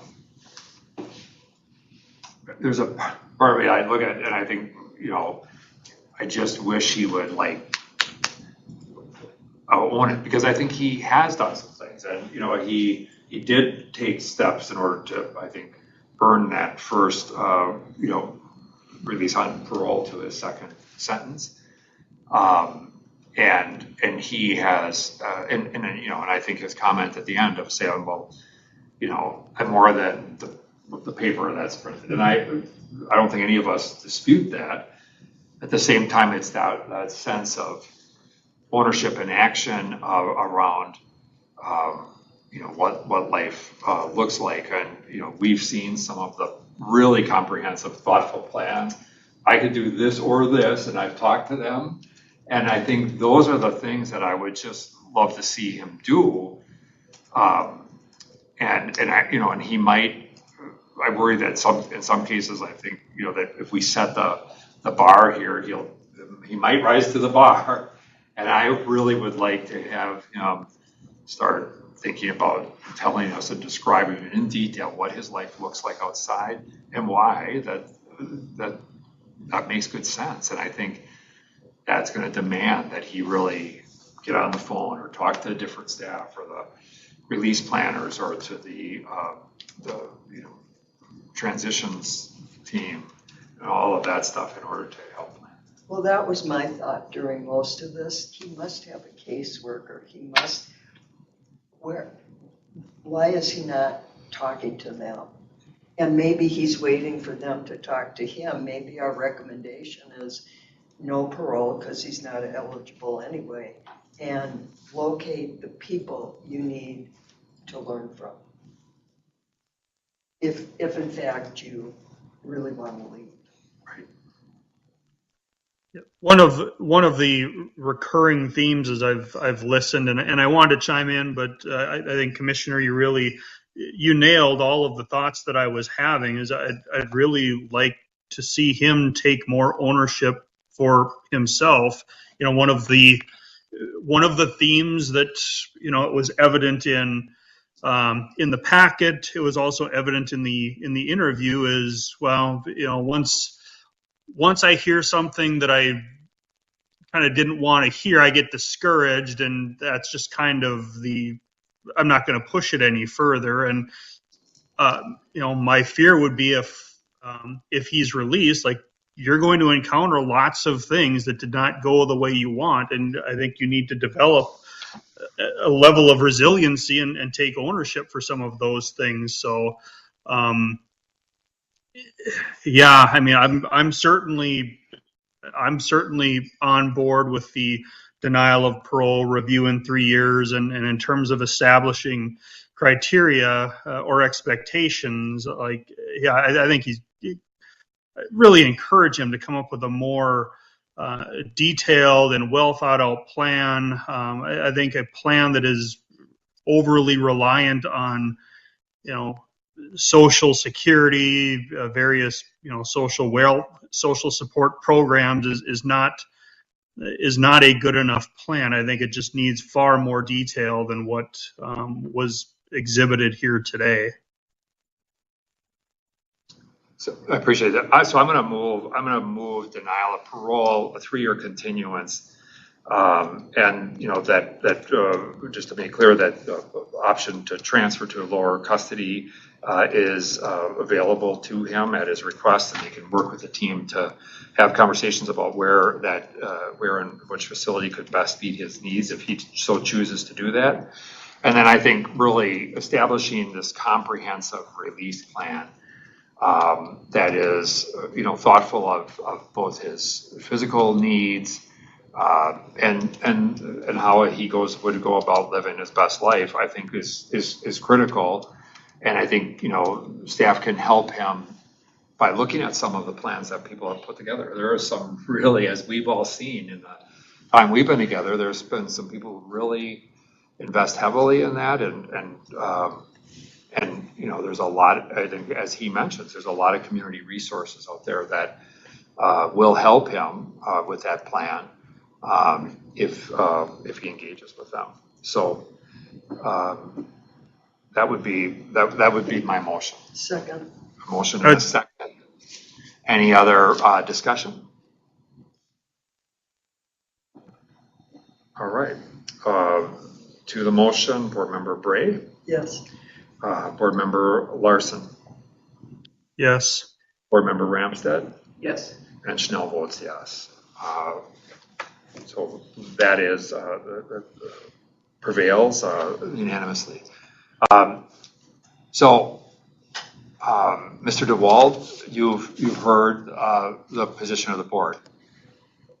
Now, what I hope that you do with this is there's a couple of ways you could go. You could maybe say, they didn't get me what I wanted, or they aren't doing this. I hope you choose to pick out of the conversation the fact that you've done a number of things, and we don't want to not acknowledge that. At the same time, we want you to really demonstrate taking control of your life and being able to be in a position in 3 years to come back here and say, I'm ready for parole, and this is the evidence for that. And that's reflected in your release plan. That's reflected in the things that you've done in this period of time.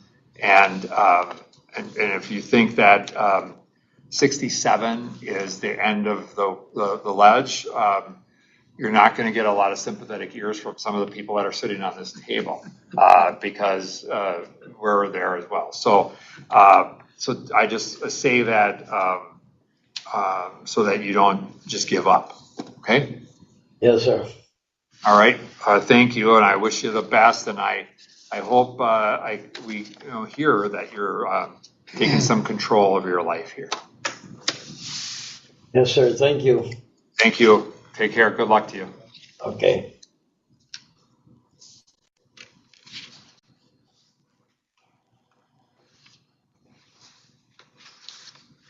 Nice job. Come on. Yeah. I'd like to see him do more. Andrew, sorry for missing you on the listing of appearances. I'm sorry for that. No worries at all. No worries. And we're going to which? Rush City.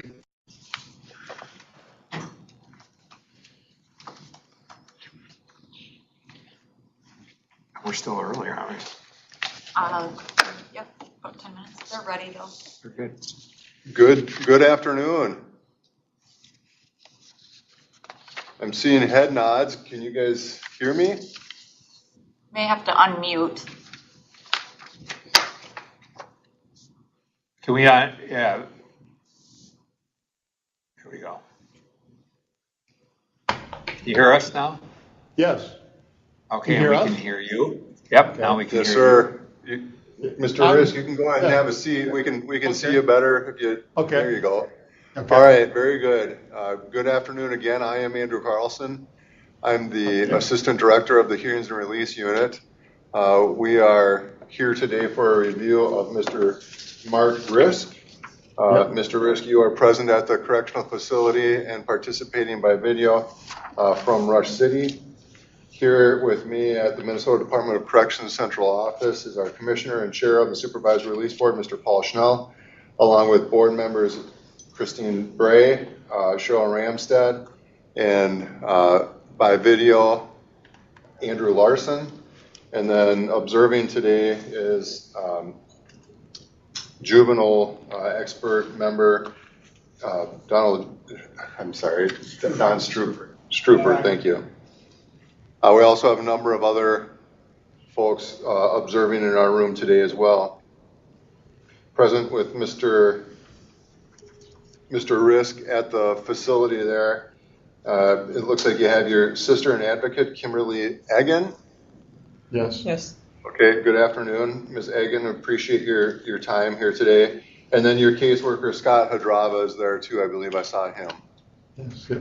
Yes. Okay, very good. Our records indicate that on September 14th, 1997, in the city of St. Paul, police responded to a homicide that had occurred at 1083 East Conway. Michael Joseph LaRue, the victim, was stabbed at least 30 times. A third party stated that Mr. Risk had killed Mr. LaRue due to an alleged kidnapping and assault of Mr. Risk's girlfriend. On July 24th, 1998, the Ramsey County District Court committed Mr. Risk to the Commissioner of Corrections to a life sentence for first-degree murder.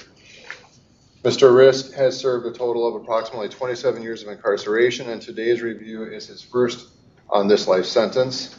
Mr. Risk's parole eligibility date is September 18th, 2027. Thank you. I turn this matter over to the board. Good afternoon, Mr. Risk. How are you today? I'm very good, thank you, sir. Good. So I want to start off by just asking you to tell the board what it is you'd like to see happen as a result of today's meeting. Well, hopefully I'll be moved to a meeting facility once again. I am asking for Lino Lakes because I think they're computer heavy on their programming, and I don't know how to turn a computer on, quite frankly. I can use a mouse in the library to kind of, if it's already up and running, but in 1997, when I committed this crime, computer and the internet was in its infancy, and I know nothing about the internet or Google or Facebook or any such thing. So I'd like to learn that. And also they have the PFA program there, which my sister's father-in-law helped create the IFI program, along with Chuck Colson and I believe our former governor, Al Quie. So I'd like to go now what they call the PFA program, if possible, in Lino Lakes, is what I'd like to see from today's meeting. Okay.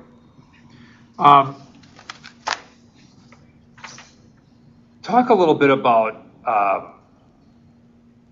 the changes you've made over the course of the last 27 years. Well, I could say that all the time that I spent in prison, I have looked back at my life, and I used to think I was a pretty good guy, but some of the things I look back on, I didn't like. So I have made a conscious effort to make changes. As little as my sister gets to talk to me and see me lately, I don't know if she can even define those changes herself in me, but I assure you they are there. And I work consciously to, I will never physically assault anyone again. And I do, on occasion, even recently, chastise people severely with my word. As psychologists say, use your words. And I do that. Sometimes a little too much, but I'm trying to curtail that as well, and think before I speak. And I've learned a great deal. And it may sound funny to your ear, but I've learned a great deal, and prison's really been very good for me. Socially, because I've been with probably what you would call the worst of the worst in Minnesota, and I've learned to deal with them on a daily basis after 27 years. And I have friends of all races. I know that you have me written down here somewhere. Some OSI person put me down as white power, and I don't even know that term. There's a group called Supreme White Power, and a group called Supreme Skinhead Nation, and a group called the Prison Motorcycle Brotherhood. And prison, I'm sure you know, across the country and across the world is kind of racist, and we do kind of tend to group together whites and blacks and Asians and Spanish and so on and so forth. So I have made friends with many groups.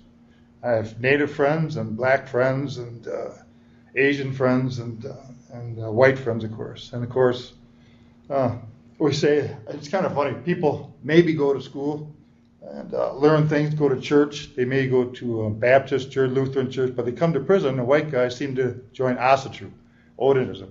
Black people seem to come here and they join the Muslim religion, oftentimes. We all want to belong. And, I've never belonged to any organization, any group, any prison gang or any such a thing. And I am welcomed pretty much anywhere with all people that I've been living with the last 27 years. But I have learned a good many vocational things as well. I am a machinist. I learned my craft in K-Shop. I worked there for 14 years, almost 15 years. I drilled holes, and then I began machining, manual machining, with the man Ivan Cook, who was a machinist and a tool and die man. And he was a child molester, two-time child molester, and I really don't care for sex offenders. I don't think any of us do, but I don't extort child molesters as many people do. I know some of these white supremacist gangs, SSN, I know people that do that. They look at the hiring list and they check them out and they brace them and make them kick in, as we say. Blacks do the same thing. The natives are real strong on that. And I did have a fight in Stillwater once when they accosted a young white guy that had just come in. They went to the SWP and he said, "Oh, just leave it alone. That people are afraid to mix it up with the natives because they're a very strong group. And I went to bat for this kid and had a fight on the flag and went to psych for it. Nothing serious, just a little dust up, a couple of swings, and the guy fell out of his shoes, and we got sprayed with mace, and I went to the hole. But I don't generally mix in politics, we call it. They call it. And so I am a certified welder up to a 1/2 inch. I'm a certified by the American Welding Society up to a 1/2 inch steel, MIG welding.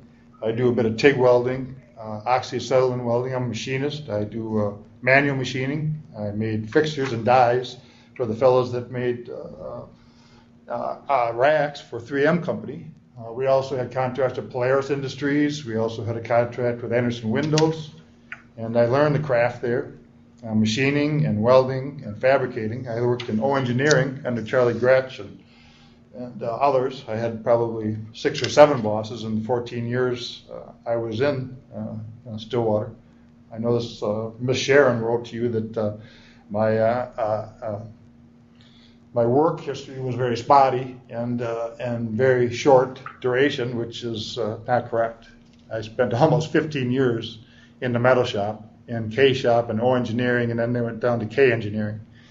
They moved O engineering downstairs to K because the offices were redone, and it was hard to run up and downstairs all the time for our bosses. There's just myself and another fellow that worked in a closed-in area with our own tools. Nobody was allowed in the area. Nobody was allowed to use the tools. And I learned a great deal that I could take back to the world with me. A machinist, a welder. I worked for Frank Lopez in the upholstery shop. He wrote a support letter for me. And Frank is an expert upholsterer. He's doing barber chairs right now. I just talked to him this morning because this meeting was moved up an hour. So I wanted Frank to be able to stream it and see it as well. And so Frank is going to teach, should I be released to the world, Frank can teach me. I used to do a lot of automotive work, light body work and paint on automobiles and motorcycles and so on. And I see television shows like Ken Diggett. He's a guy out of Utah, Dave Kindig. Beautiful interiors in cars. The vehicles that I worked on, primarily 60s and 70s vehicles. I think the exteriors are works of art, particularly 60s vehicles, 50s, 30, many of them. But the interiors I always felt were somehow lacking. And when I see some of the work that Ken Diggett and some of these others have done down through the years, Troy Trepanier and Chip Foose and so on and so forth like that, internationally known, they have beautiful interiors. And I'd like to learn that craft, I think, from Frank. And he's an expert and is willing. I can work out of my garage or my basement or my living room, for heaven's sake, or the kitchen, doing upholstery. So I think it doesn't require an awful lot of machinery and equipment and overhead. So I think that's something I'd like to do if I were allowed. Okay. So the dynamics around your crime are vicious, wide-ranging, right? Yeah. Yes. But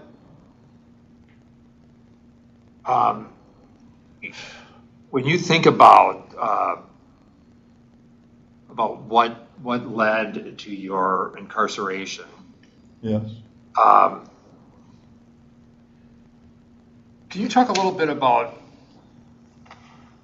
the impact of what you did and how you think about that today? I'm afraid that I was a little self-centered. As I said, I think that I look back and I see many faults. And you have the proverbial calm pond and you throw in a stone and the ripples that emanate from that act. Of course, my act was violent, very violent, and not expected, but I thought perhaps it would occur. He was not a very nice man. He was, I won't denigrate him, but his mother and his brother and his nephew and his sister were at my trial. And his sister said that she didn't care much for his lifestyle and she didn't have much to do with him, though she didn't feel anyone deserved to be killed the way he was. And it was very violent. But his mother, when she was allowed to give an impact statement, she came up on the stand, and when you're found guilty of first-degree murder, you're not sentenced at a later date. It's immediate. It's an automatic life sentence. And so his mother came up on the stand, and she didn't look at me. But the first thing she said was that she didn't blame me. She blamed those girls. And I thought, girls, we were only talking about my girlfriend, Tammy Jo. And I don't really remember much after that. I just was rather taken aback by she saying she didn't blame me, she blamed those girls. And come to find out, he had multiple victims. And the impact on him, I heard also that he had a couple of daughters, and they went to the house to clean up the mess that was the murder scene. And he had a nephew that was in and out of Stillwater prison at least twice that I know of. He had an incompatibility, or the state placed it or something. And drugs were involved with this man that I killed. And the St. Paul police raided his house at one time. He raised Rottweilers. He had 3 full-grown dogs the night I went to his house there. And the St. Paul police raided his house, shot and killed his dogs, and shot him. And that was years before he lured Tammy to his house. It was on a pretext of using drugs. He was a drug dealer and sold drugs to her sister, Robin. And she was present a number of times, did drugs with him as well. And she met him in a nightclub one night, and he invited her to come back to his place. Probably, I don't know how long before I met her. And she went along with him. By the time she got there, he asked her to come back and do cocaine with him. By the time she got there, he realized this guy was very strange. And these people that do meth, they'll stay up for days or weeks without sleep. And she got to his house. He was driving. She was in the car with him, alone, just the two of them. And he got to his house, and she wanted to leave. She was afraid. She said that she wanted to leave. And he said, well, you just got here. What do you mean leave? And did you steal my drugs, he said? And then he proceeded to beat her, and he kept her for 3 days and did things to her that changed the way she, I think, looked at herself and the world around her and the way she fit in it, or no longer did. She became addicted to drugs and ran off on binges. And I don't know. I guess I get off on a tangent, but. Because I think I understand that, but I think what I'm trying to get as a sense of I went off on a tangent. Is you and when you look at your crime today. Yes. What I just heard was all the justifications for that. Yes. But you don't get to kill somebody, right? And so then. So talk about the implications of what you've done. I get the whole the stone in the pond stuff and the ripples, but all I heard after that was all the reasons why you did what you did. Well, I thought you maybe wanted to know why, and then I'll explain the crime as it happened, what I did, if you want that. What I'm looking for is to try and understand the impact, right? I'm trying to understand the impact on me? And your sense of whether or not there's any level of remorse for the actions that you had. Of course there's remorse. I feel bad for his mother, for his family, he had a brother and a nephew and a sister that I know of, and perhaps 2 little girls. I don't know how old they were. But of course, it was a terrible thing. Like his sister said, nobody deserved to die like that. And my family as well. I feel remorse, of course, for his mother, as gracious as she was. I didn't quite understand that. It took me back now, thinking about that too, the crime itself, and you say justified, but I don't know that it's justified. I feel that I don't think anybody likes the crime of rape, and I know that go off again. It hurt my family terribly. It hurt his family terribly, and for that, I think about that every day. I think about the crime every day, and I went there with a steel rod and rubber gloves and rope wrapped around my waist and a little bit. And the blade was about 2 inches long at most. I was going to cut rope and tie him up and do things to him for a while and drop him on the St. Paul police's doorstep, battered and broken. she had 2 teeth broken out and a cracked jaw and cracked ribs, and he affected with hep C, and her nose was smashed and black eyes. And then she jumped out of the car and got away. Jumped out. He thought she was being taken to be killed. He was just about to head out onto Highway 35. He stopped on 7th Street at Lafayette, and Savoy Restaurant was right here. Nothing but a width of a sidewalk between her and getting away. She jumped out, ran in. The way she looked, he didn't dare go after her.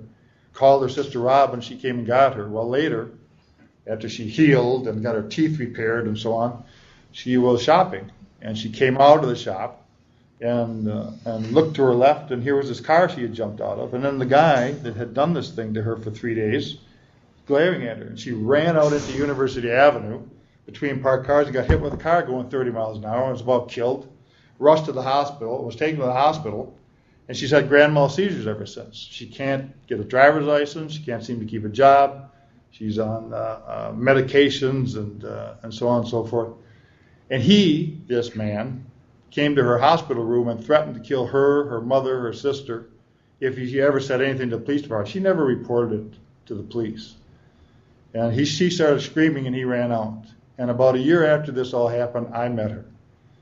And I ran with some nefarious types, and I just felt that this is, I guess you're saying that I'm justifying again. But this is what I think about when you ask me what I think about. And I've thought about this all the time and how I would explain myself to you.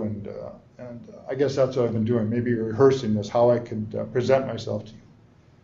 But the fact of the matter is that I do see the harm I caused. And his family, of course, the worst of, but my family as well. And the first people I told about this, I lived with a girl, Guadalupe, for 18 years. And the first people I told that I did this terrible crime was to my mother and to Lupe. I had been sick for a couple of days and was staying at my mom's. How Lupe came to be there, I don't know. But they came down and said that I should go to the hospital. And I had some kind of lung infection, and I was on erythromycin for a couple of days. I stayed at my mom's. And I couldn't sleep. I'd throw up like clockwork every couple of hours. And I've been thinking about this guy for months.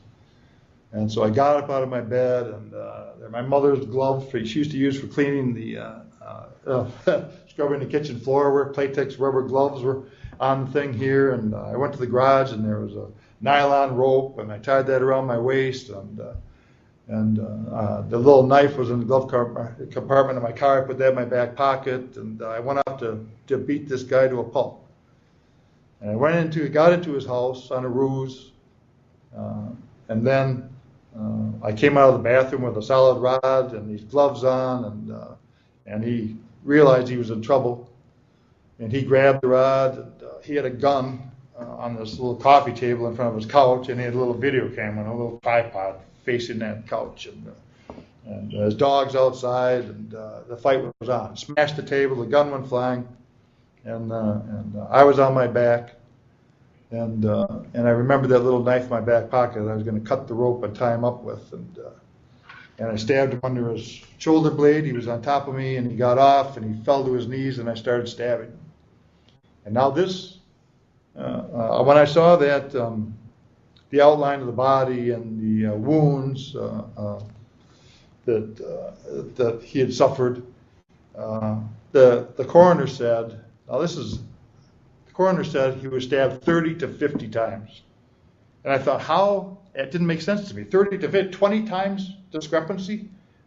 Was it 30 or was it 50? Was it 31, 49? How did he not count each and every wound? And it turns out it was this Michael McGee that we read about now. And I think I stabbed him about a dozen times. He said 30 to 50.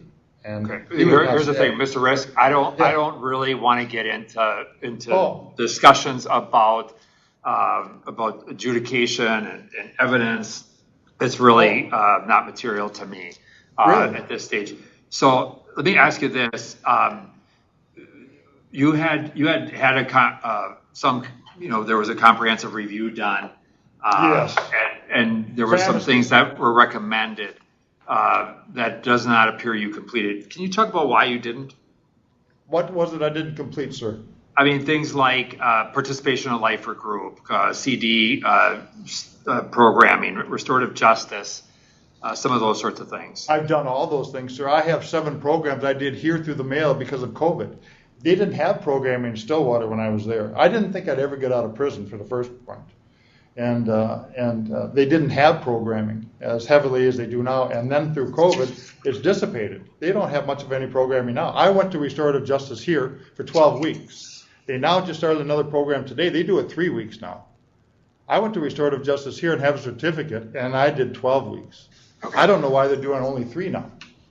But I know that I have my certificates. I did 2 programs. I did Helping Other Prisoners Evolve in Stillwater Prison under Paige Berg. She designed the program and ran it. And did you do a apology letter at all when you were in restorative justice? They don't do it. When I was in Stillwater, that was what restorative justice was. They did restorative justice, and then they did outlined and perfected an apology letter. They don't do that here. They don't do that there. Okay. They don't do it here. They did it in Stillwater years ago. They don't do an apology letter here. Now they have a workshop now. They just started. They had a sign-up sheet for an apology workshop just a couple of weeks ago, and I wasn't aware of that. The way they don't have a dedicated policy board or a memo board. They put them on the windows, and they put them over the washers, and they put them over by they don't have a dedicated place. That's one place to go. All of a sudden they put it up, and then it's gone. I wasn't even aware. They had this victim's advocate, this Drea Stefani. I wasn't even aware she was coming in. I got I asked to be part of the program, and I was a day late getting in it because if my cellie hadn't told me, I wouldn't have known. I've done many programs, primarily through the mail here because of COVID. We didn't have in-person programming. So I've done Thinking for a Change in Stillwater, which is accredited across the country. It was designed by the federal system, and I've done everything that they have. I don't know why you're not aware of that. I know that you've done Thinking for a Change. Well, I've done many more, and I have certificates to prove it, and I have copies, and I have my homework that I did. All right, I have your certificates here. So I got that. So so let me just ask the question. So if you talked about, I think at the beginning you were looking to kind of step down, right? Yes. And go to a medium facility. I was in Moose Lake for 4 months, sir. Yeah, I know. Yeah. Okay. And you want to go to PFA and go from there. So just talk through, like, what would you anticipate the next you have 3 years, like, what would you like to see this whole process look like for you moving toward parole? Well, I'd like to prove to you that I can comport myself without any incident. I did that 3 years before I was sent to Moose Lake. Lisa Stenseth and Paige Berg ran the PRT in Stillwater, and they said that I had the least amount of programming of anyone they had sent to medium, and that I had a lot of work to do. Is what Paige seemed to be running the program there. Lisa was assistant warden at the time. I've known Lisa 24 years, and they sent me to Moose Lake, and I had a little too much fun at my own expense, but some of the staff, listen, they enter a segregation cell with an unrestrained inmate, and I know that's against policy, and I'd be rated, after Joe Gahn was murdered in Stillwater, I knew Joe Gahn, and he didn't deserve what happened to him. He was a nice guy, and he just happened to be in the wrong place at the wrong time, and I chastised the discipline sergeant, Mark Magnuson, and the lieutenant for allowing such a thing. In Stillwater, if you entered a prisoner cell with an inmate in that cell, you get suspended. In Moose Lake, they just walk into a segregation cell with an unrestrained inmate. They could be hurt, and they're going to ruin Moose Lake just like Stillwater's ruined. The only program I feel is valid is the programming that I got in Stillwater by working. If you can become a welder, a certified American Welding Society welder, you can go out in the world and start at $36 an hour and never come back to prison. to sit and fold balloons, where are you going to get a job with that? With $500 gate fee, all these people can do is buy a gun and some drugs and get back to work. You want me, as I understand it, to have $7,000 or so upon release. And I think that's a good thing. When these people work for balloons and they lose 80% of their monies and those monies go to MNCOR, I think that we should go to the legislature and have them legislate that inmates should have an untouchable account that amounts to $5,000, and then MNCOR can take the 80% and they'll go back to 20. Because $500, my sister and her husband own a small apartment building in Powderhorn Park, and it's $850 a month for an efficiency apartment, and $950 for a one-bedroom. Now that's $3,000 to get into an apartment. That doesn't count hygiene and transportation and so on and so forth. I figure that this is ridiculous, a $500 gate fee. So I think that programming should be a vocational program where people can learn a skill and never have that taken from them. I've gone to many programs. The programming that I did through the mail here, Mr. Downs, who ran the programming, he said nobody has ever done as much work on those programs as I have. And I have all my homework to show my work. And I'm proud of that. And I'd like you to know that, sir. Thank you. I have no further questions. Anybody else have questions?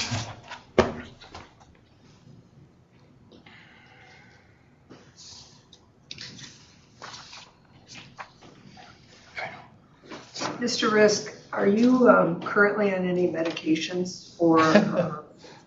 No, do you think I should be? No, Well, I no, know that- I'm not on any medications. I know that your record indicates that you were diagnosed as bipolar and No, were this, told to take lithium and refused. So I'm just wondering if you could bring me up to date on Well- diagnosis and also whether there's been any additional medications prescribed that you've refused to take. I would like to address this. Dr. Sharon wrote a shambles of a report here. I don't like to denigrate her work, but she wrote things in here that are absolutely untrue. She wrote that at 13 years old in 1970, I was diagnosed with alcoholism, with polydrug abuse, and personality disorder. Okay, I would like you to answer the question I asked, please. The question is, I'm not on medication, and I was never diagnosed as bipolar. I told people that I was feeling, one person one time, and he thought perhaps could use imipramine to raise my spirits. And then I saw him, I think, a second time and said that I was he thought, baby, well, I didn't take any testing. I just spoke to a man twice, and he suggested imipramine, and he suggested lithium. And that was in like 1983. Right. And no, I have never been on medication. I have never been committed to a mental health. I don't even know where Hastings is. This woman wrote things that make me irate. I don't know where she got her information, but I wrote out a whole listing of things. And I don't know if you saw this, but I mean, I wrote it like I was a fifth grade teacher correcting a paper from an unruly student. And I thought better of sending this. Has substance abuse treatment been recommended for you in the past? And if so, what's the status? No, I've never been committed to treatment. I've never been told to do treatment. I don't know where she got it. I know that you people look at this and you look at it as gospel. And I take great umbrage with this report because it's rife with mistakes. I'd like to say they're lies, but we had a good time. I enjoyed talking to her and taking this.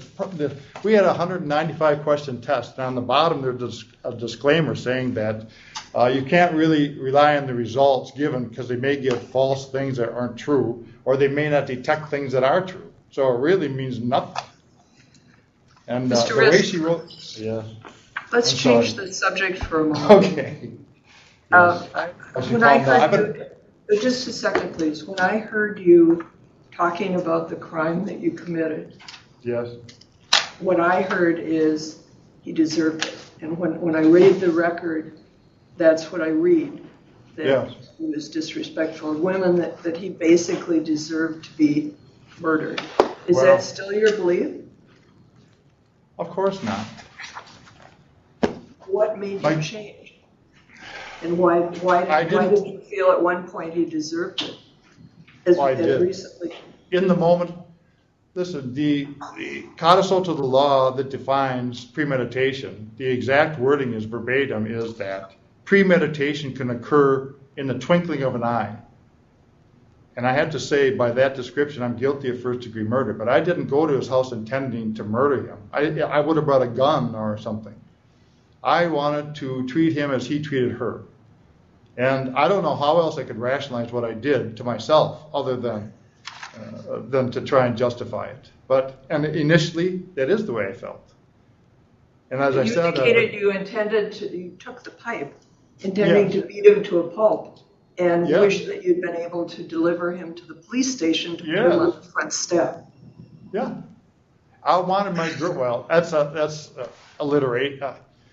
I wanted him to pay for his crime. I would have liked to seen him in prison for 40 years. The things he did to Tammy, I'm afraid still today, it would probably be called post-traumatic stress disorder today. And I haven't talked to her since the crime. I asked her not to contact me. I didn't want her being pulled into this. She had nothing to do with it. And I do have remorse, of course. And I have to agree with his sister that he didn't deserve what he got. But I don't know if maybe, I don't know. I guess you hear this a lot, and so you hear it as rationalizing and as justifying. But I felt I was describing why I felt as I did. I don't think that I can justify what I did. I can't. Thank you, Mr. Risk. Any other questions from the board? I want to turn to Ms. Risk's sister. Thank you so much for being here today. We really appreciate it. We'd like to just get your perspective on the things that the changes you've seen over the course of time, and what your thoughts are on where your brother's at relative to the potential of release in 3 years. Sure. The one thing that I know is that when he was first convicted, he would say he didn't do it, he didn't do it. And that went on for years, that he didn't do it. And probably within the past 15 years, he's confessed that he did do it. And I've asked him some of the same questions that you're asking on does he have remorse? And sometimes his answer is a tearful, yes, he does. I don't know if that is how he really feels, but that's what his answer has been consistently for the last 15 years. In terms of his getting out of prison, I think that it's difficult for someone who has been locked up for 27 years to go out and find employment, particularly when they've been an inmate and doing the crime that he has done. So I would want to make sure that he has skills, that he has knowledge of financials, economics, because it will be tough for him to go and get a place to live when landlords do credit checks. And so I'm more concerned about what life after prison would look like, and if there are programs to help him to get on with somebody who maybe has helped prisoners to find jobs or to get skills. So that's what I would hope for the next 3 years that he would be involved in, is some concrete things, people that can be paired with him that can help him to get out, stay straight when he gets out, and make a living for himself. That's helpful. And I think, just to answer your question, I think there are a number of those resources in the community that can be accessed and that should definitely be part of any planning that he does around release planning going forward. So that's very helpful. All right. So at this point, Mr. Risky, I want to, before the board begins, discussion and deliberation about next steps. I want to open the floor to you for any final comment that you'd like the board to be aware of or consider as we discuss the next steps. Okay. I think that maybe the way I've lived for 27 years, my attitude and my comportment is a little brusque and rash and maybe forced. And, you know, I never thought I'd get out of prison. And I still seem to go backwards a bit with my words. And I know that you look at all the detrimental things probably more seriously, even minor, compared to the positive things we've done, I've done. And I want to show you that I can behave. And these next 3 years, and I did it 3 years before I went to Moose Lake, had no LOP, no discipline of any kind. And I have been, I don't know, a little tense, I suppose, and pensive as to what I would say. And of course, I went off the track a bit. And I know that's probably not conducive to your wanting to move me forward or step down. But I really, you know, I've been looking forward to this for 27 years. And it almost seems like reality.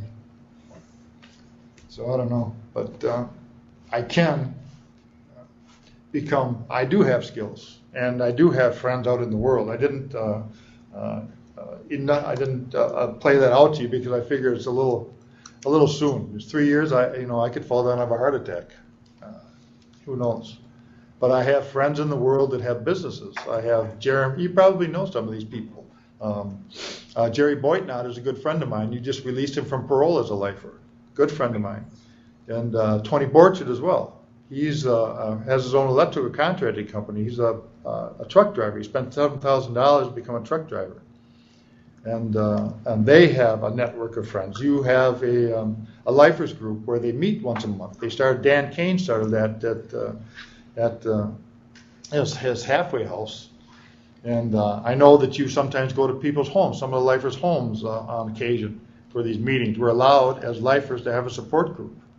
And I know that we're not supposed to commiserate with other felons, but it was Tom Roy allowed it, and I think it's a good program to have support, because the only real friends I have to draw from day in and day out are people that are incarcerated alongside me. I do have friends. I have Kim and her husband and their extended family that I wrote to, and they kept in contact with me throughout my prison time. And they're very devout, and they're very upstanding people, and I think they would be willing to help. I don't feel I need to lean on a crutch, though of course I would like support. I want to have friends, and I do have friends, and I do have friends that don't have criminal histories. And I want you to know that I do have connections to people in the world that are decent, solid citizens. Which I intend to be. I know how now to avoid problems after having dealt with all these people that I have to deal with day in and day out. Lately, I've been a little frustrated. The telephone system and having gone a little backwards, and I lost my job, but it was a blessing because I can now paint. I've been trying to paint a picture for her. She just had her birthday, and I tried to get it finished, but I didn't have time. I worked so much in the kitchen. And now I have time to myself. I can collect myself and my thoughts, and hopefully present myself better should I see you again in 3 years. Okay. Thank you for that. And with that, I'll close this discussion and open it up for board discussion and deliberation, during which questions or interruptions will be allowed. So with that, I would just open it up to board members for discussion.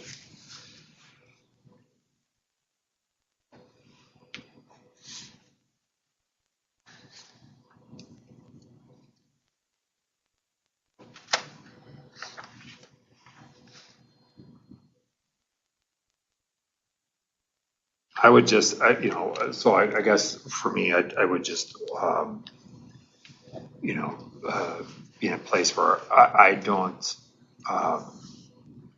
have any issues with looking at PFA. That would be a good thing for him to do in terms of creating some connections with people on the outside as well. I just have to say that I think that that there is a lack of insight, and I hope that he can get some of this. That I'm not defending anything that anybody did to anyone, but there's a level of the efforts to describe what happened. I think speak to the fact that it's justification of his actions and minimization of the size of the knife and all of these kind of things that at this stage just don't really are not so germane to this. And I think it's the acceptance of responsibility for the fact that there was never a mention once of the alternative ways that this could have or should have been addressed ever. And of course that's done, but it's as though beating the guy to an inch of his life and taking him to the police was somehow a righteous thing to do when that I struggle with, and I think when I hear that lack of insight and just some of the and I think he talks a little bit about his inability to describe stuff. I don't think you have to be in a place where you have to be particularly articulate about this, but I do think that there just seems to be a lack of depth and thoughtfulness to some of that I hope that maybe PFA will provide some of that, but the next 3 years have to be a double down effort to gain insight into himself and how he manages. I think he has mental health issues, and I think until he is willing to acknowledge or accept that, I wish him the best, but I think he just has to address it.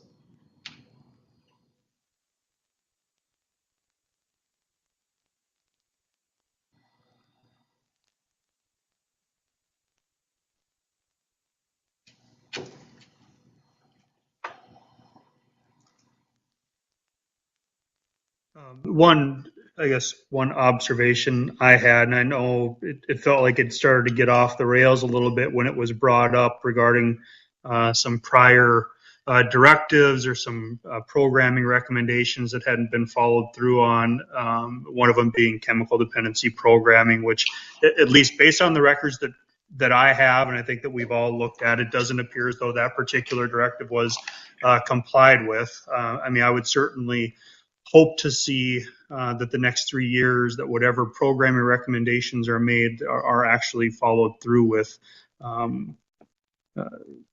at this point. I don't think there's any question that he has extremely intelligent, very well spoken, hardworking. I think there are a lot of skills that can be extremely valuable, but certainly I'd like to see follow through on some of the programming recommendations that have been made, not only previously, but that we're going to make here today.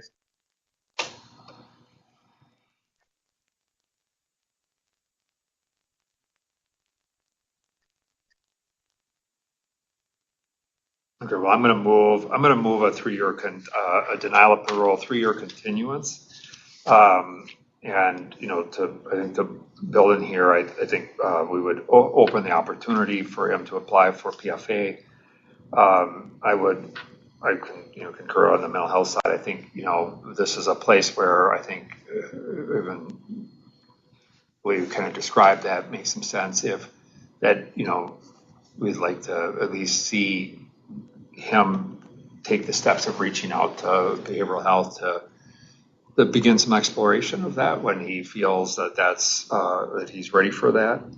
And then I think I know that he had his. I don't know how old his SUD assessment was.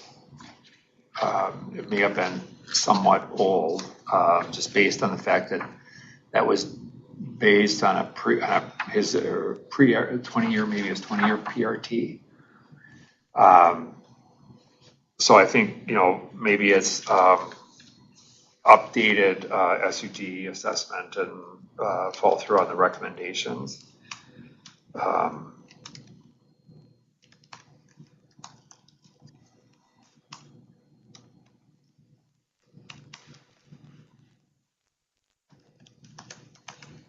would certainly like to see more RJ involvement as well, just because I think maybe that will help on some of the inside stuff.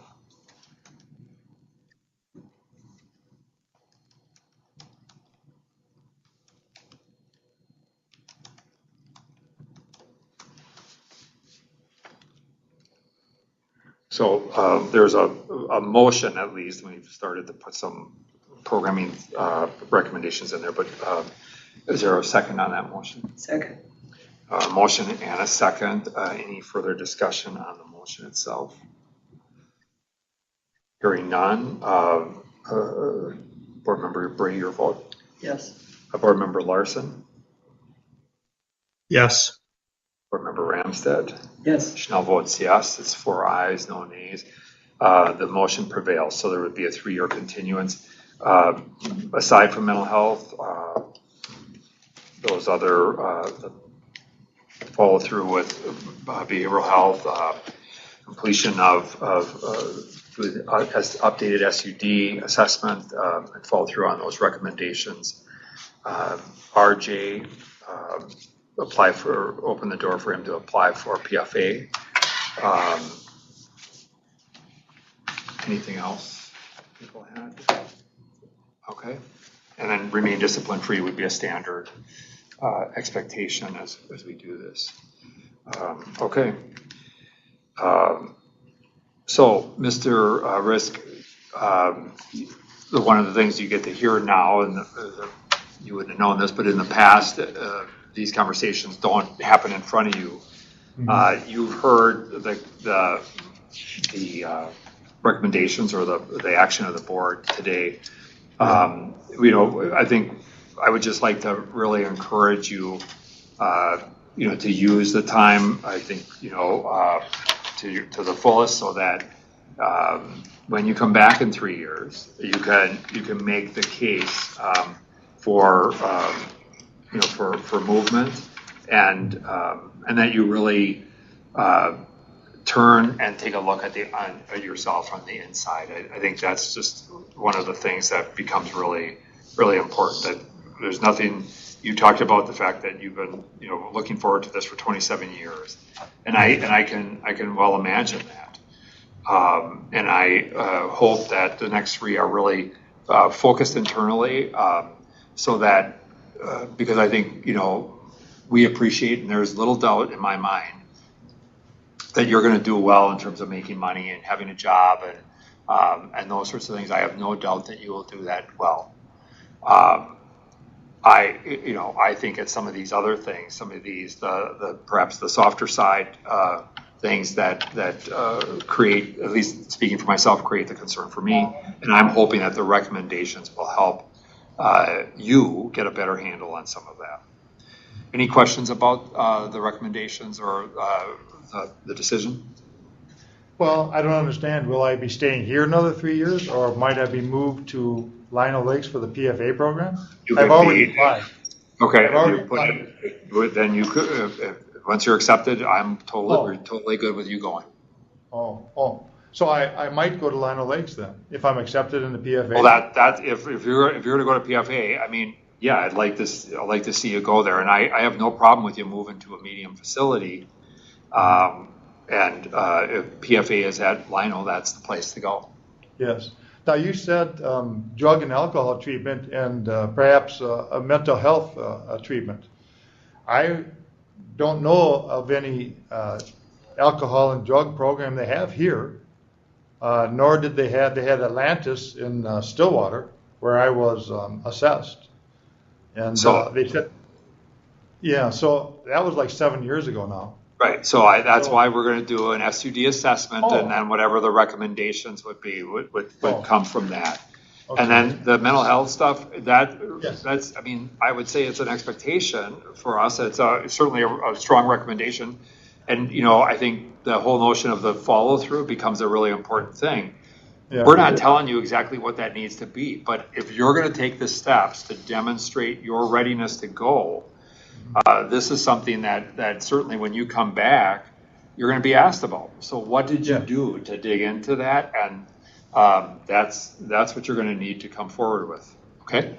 So now, do I need to ask somebody for mental health? I've never seen psychology in all the 27 years I've been here, nor has anybody recommended that I do. Yes, and so yes, what So we I are would make the contact first. So let me finish here, okay? So I'm going to answer your question. Yes, we are putting that burden on you. Oh. So this is on you. You getting out is on you and what you do. And so we're providing a framework here around recommendations. What you do with them and is really going to be the determinant in terms of what happens when you come back.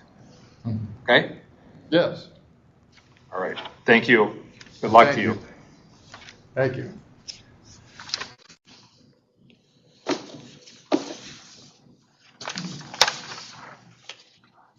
All right. All right, we've got through that agenda. Just going back on questions about the action item, just to, is there somebody who would be willing to make a motion to approve the minutes from the September 10th, 2024 meeting? So moved. Second. And a second. Motion and a second. All in favor signify by saying aye. Aye. Aye. Did we get it? We have to do a roll call vote because we're online. So my apologies. Board Member Ray. Yes. Board Member Larson. Yes. Board Member Ramstead. Yes. Schnell votes yes. Then we have just by way of business, one of the things we were talking a little bit about was the question around some of the recommendations that we're making and how, are we, the notion of setting some of those as straight, clear directive standards versus recommendations. And it becomes difficult and somewhat squishy, I think, because sometimes what will happen is I may say something like, I've done this in the past where I said, you should do this. And then staff started to say, well, we did something like that, but it wasn't exactly that because when we did this, we felt they needed more of this focus. And so I'm just trying to, for us, as a matter of course, I think it was helpful, like when Andrew talked about the fact that, these things that we're putting forward, we really would like to see follow through on. But the distinction between a directive, expectation, a standard, and the notion of recommendation, I think statutorily, it's what are the things we're supposed to come forward with? What are the things that would increase the likelihood of future consideration of parole? So I just wanted to get a sense of that because we spell out in the letter to them. Obviously, these are the things that the board would like to see you do work on, accomplish during that time. But just wanting to talk through a little bit about the difference between directive and recommendation and how flexible we might be able to be around some of that. Point of clarification, is the staff raising questions because of the way in which we're framing the continuances? No, because this comes up even, it has come up even with me, right? When I was making the decisions, just as the commissioner, I think it's this whole thing of, we would list out the things that were the programs that I really wanted to see that person do, because that was it. Now there were times when they might come back and say, they didn't do that, but they did this because that's what was available, or that's what we felt was. And I always looked at that was, that generally the things I was putting forward were recommendations, and staff had to kind of build on those, versus saying, no, that was a straight hard directive, and if you don't do it, you don't pass go. So I think that's the point of clarification. Andrew and I were just talking a little bit about this in terms of laying out. We've been starting to do this, and where we move and take action on the denial and the continuance term, because I think a lot, I've been viewing more of some of the recommendations that certainly we would expect there to be follow through on. But I wanted to just provide a clarification. The question was, is that a standard? Is that a directive? Do it or else? And so I just wanted to open that up as a point of conversation to the board, for the board. So if it's not a directive, would the alternative be a recommendation? It is largely it's a recommendation, and that we would expect people to follow through on, but also to recognize the fact that if it wasn't available, or if the staff felt like there was, we did this because we felt like that would meet his needs better when we got into whatever it was that we put forward. So that's just the question. To me, it's the responsibility of the imprisoned person, or the responsibility of the organization, DOC, to have that available. And that's what's fuzzy for me. Recommendations are good, but when and how, that's very jumbled in my head right now. What's available where, what's available when. Yeah, and I think that's... Take what responsibility for making this happen.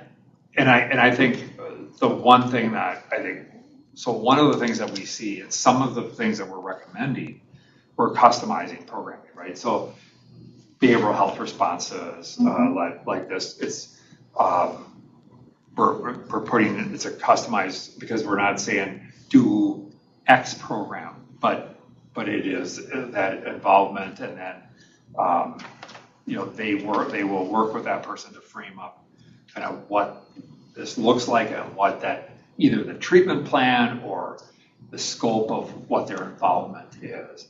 And that's been one of the areas, I think, historically, that because we're customizing it in accordance with what that person needs. And then there are things that I may not know, that when they start to talk to them, then they start to say, well, this is really, it was more of a cog intervention, or it was, there was some, going back and doing some trauma work, or whatever they felt they needed as part of that. So, and I have not gotten too into the weeds in terms of what that was. Yeah, I view it as, I think we're making recommendations. I think getting into the specifics of exactly how some of those recommendations are being implemented, or that they be mandates, I think that gets a little bit tricky, certainly from my perspective, and even honestly from an implementation standpoint, because there may be responsivity factors that we've not even necessarily recognized. And that's where I think maybe caseworkers, case managers, I think they're the profession, they're the ones doing the work.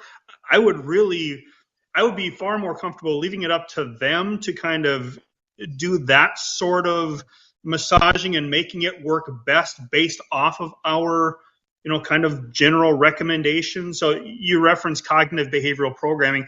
There's lots of different cognitive behavioral programmings, whether it's thinking for a change, decision points, carry guides, you name it. What works best for the individual that comes before the board, I don't know that that's going to be something that we're able to make a determination on, but the case manager likely can. So I view it more as recommendations versus hard mandates. That's me. And when I have made recommendations, like that's kind of how I have viewed it, is that they are recommendations versus hard mandates. I completely agree. And part of it, I'm aware, these are public hearings. So when I'm saying something, I'm very aware it's maybe for the benefit of the incarcerated person more than anything else, just to hear it. It's not like you must, because ultimately it'll happen or it won't. And I'd rather place it in the hands of caseworkers and case managers who are close. I'm thinking ahead to the report we have to make to the legislature. And I think recommendations and capacity to meet these recommendations is a needs assessment that needs to be more public. And I think I'm comfortable with recommendations, but I'd also like to follow up how come they were or how come they were not available. And to me, that's an important thing to look at. And I have the opportunity to do that. I think you're right. And I think there's a lot of assessment going on right now, just in programming, because of some other statutory changes that are being looked at. And capacity is one of the reports that we have to make relative to programming just generally across the board. Isn't it our responsibility as a board to do that? Or I think we have a lot of input on that, a lot of good insights. Yeah, I would agree. I think the one thing that becomes that can become challenging around that is like the whens in the hows. And then I think the other thing is that we're changing the way we think about programming. We back end loaded a lot in the past of programming. We're trying to flip that to front end load as much as we can, and then build more therapeutic community environments and those sorts of things to be able to support that. Historically, you're going to get out in 2 years, let's put you in treatment now. And so we're really, there's a lot going on around the assessment of programming access, capacity limitations, even looking at how we do treatment based upon risk, need, and responsivity factors that are being looked at. So I do think you're right. I appreciate that. We're only dealing with a small segment of the population here. We can make recommendations with lifers. Yeah. Which is, what proportion is that? Well, what I've always thought not always, but what I thought would be helpful, just based on the conversations we have with incarcerated people, is I don't know if what's available at which institution. I think I make the assumption, there's mental health available at every single institution, et cetera, et cetera. It might be helpful just to know that. We do have, we can pull that. We did a massive assessment of what programs are where, and this is everything from parenting to mental health to SUD, primary, outpatient, just the full. So it's a big, call it a TV guide, just kind of where and when these programs are offered and what they look like. So we can pull that and get that to the board, because I think it would be helpful for you to see where programs are offered. And which of those programs, like I say, been becoming more aware of the programs from the outside nonprofit organizations, even some of the organizations that are helping, I believe, prepare to come before this board. So there's a lot happening in-house. I think there's a lot available from the outside. I'm very naive about that. Yeah, and I think some of the release plans that you see that are really comprehensively developed. Yeah. Those are people that have been working out with outside resources. They talk to this halfway house, they talk to that program, this, and so they really have taken advantage of doing that, and obviously that makes a big difference. That's a template, right? When they really do a great job with a program with Release plans? yeah, I'm assuming that's a template, and they're taking the time to actually go through it. Right, and I think for a lot of people, The time and the attention. is just this whole notion of like, some people will say, I didn't do that work on it because I don't have a date. Well, you don't need a date. You need what are the resources? What do they offer? And can you, are you a right kind of fit for that location? So, I think these are some of the things that have really helped these people be successful, is just that side of it. And, the reentry folks, the transition teams, they're the ones who can really help with that. And we do give these templates out and around release planning things, and we're going to see, even not just for lifers, this is going to become the standard bearer across the system, where people are going to be doing as a part of, if they want to be considered for the Rehabilitation Reinvestment Act stuff, they would have to complete this.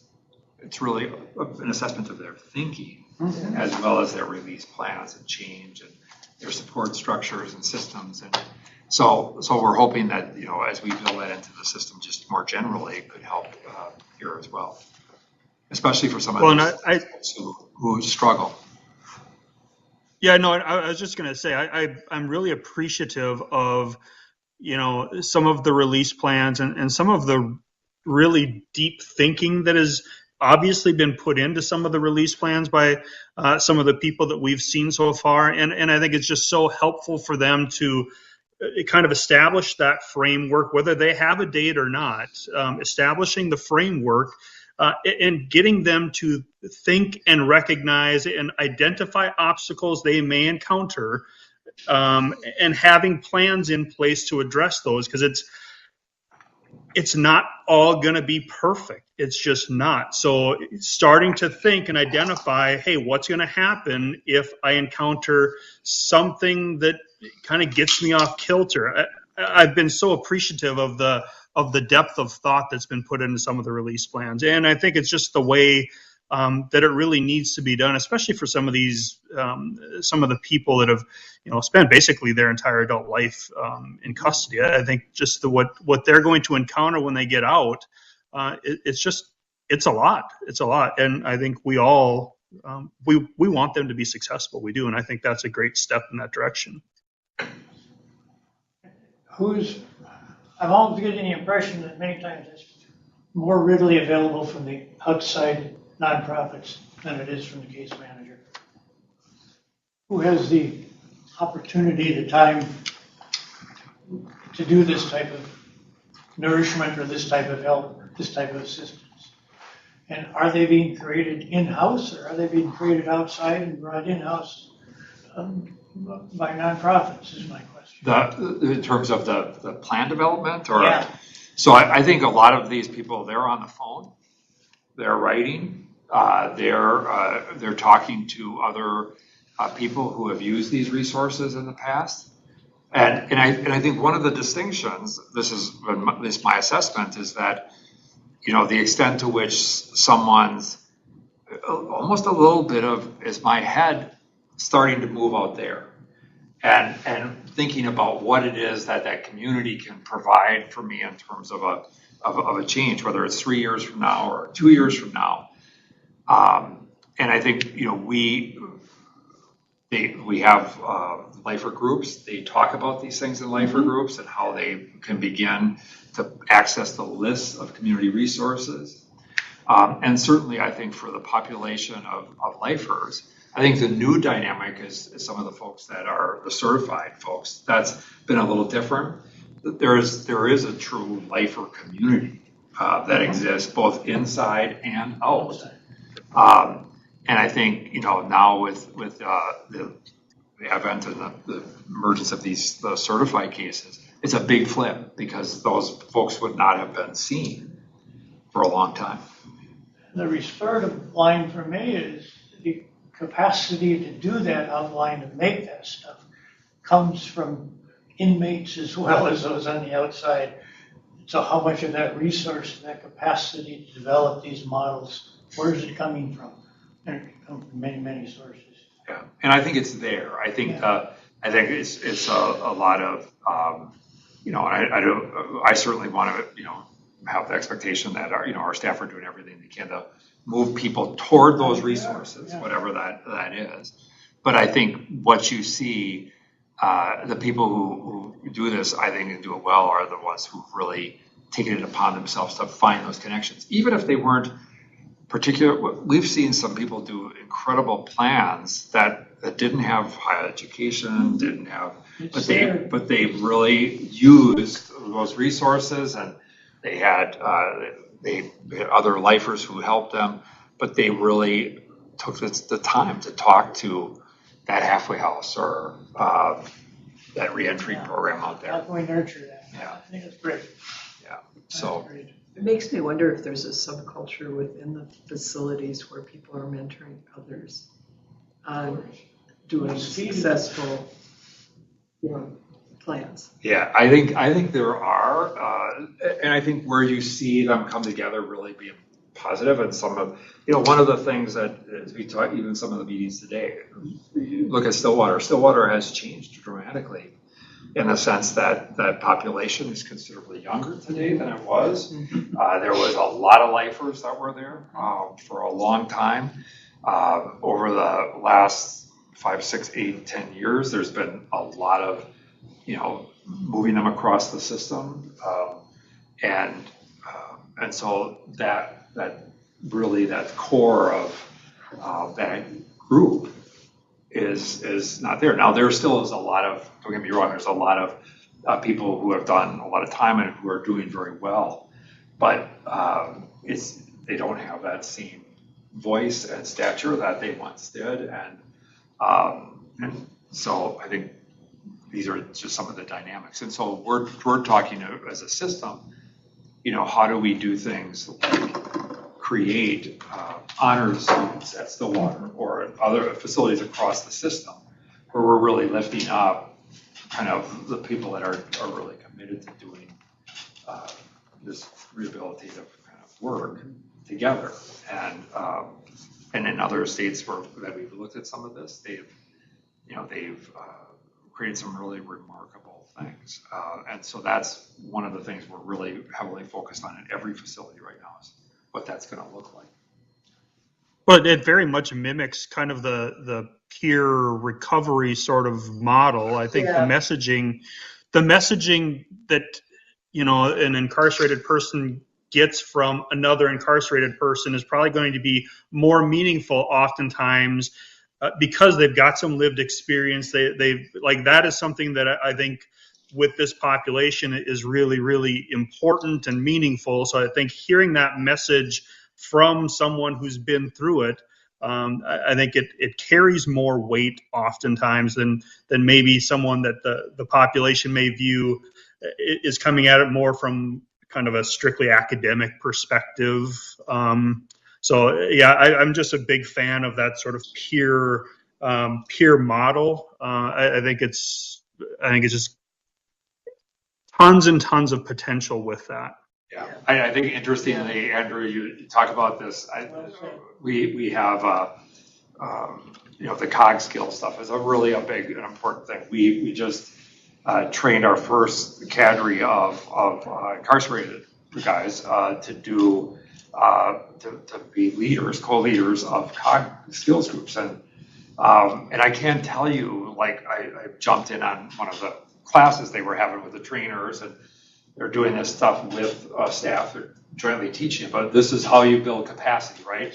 How do we by having incarcerated folks and staff be able to co-lead cog skills groups? And I got to tell you, the trainers, and you would have met these trainers because they've been around forever, but they were so impressed with the scenario-based stuff that these guys were using, and just some of the things that they could speak to in their own lived experience around the thinking and how their thinking shaped their behavior and those sorts of things. So it's I think there's a lot of really interesting and some good stuff happening, but they're big changes, and I think so this conversation has been super helpful. Yeah, it has. So I appreciate it. all right, so then we have any public comment? Hearing none, and then we just have the next board meeting is on October 8th, 11:30 to 4:30. And we have the remainder of the year, October, November, December is busy. Every 2 weeks. Every 2 weeks. So, so it's busy. So with that, a motion to adjourn. Moved and seconded, and so we're adjourned. Bye, everyone. Bye, Andrew. Bye-bye, thank you. Shake your hands.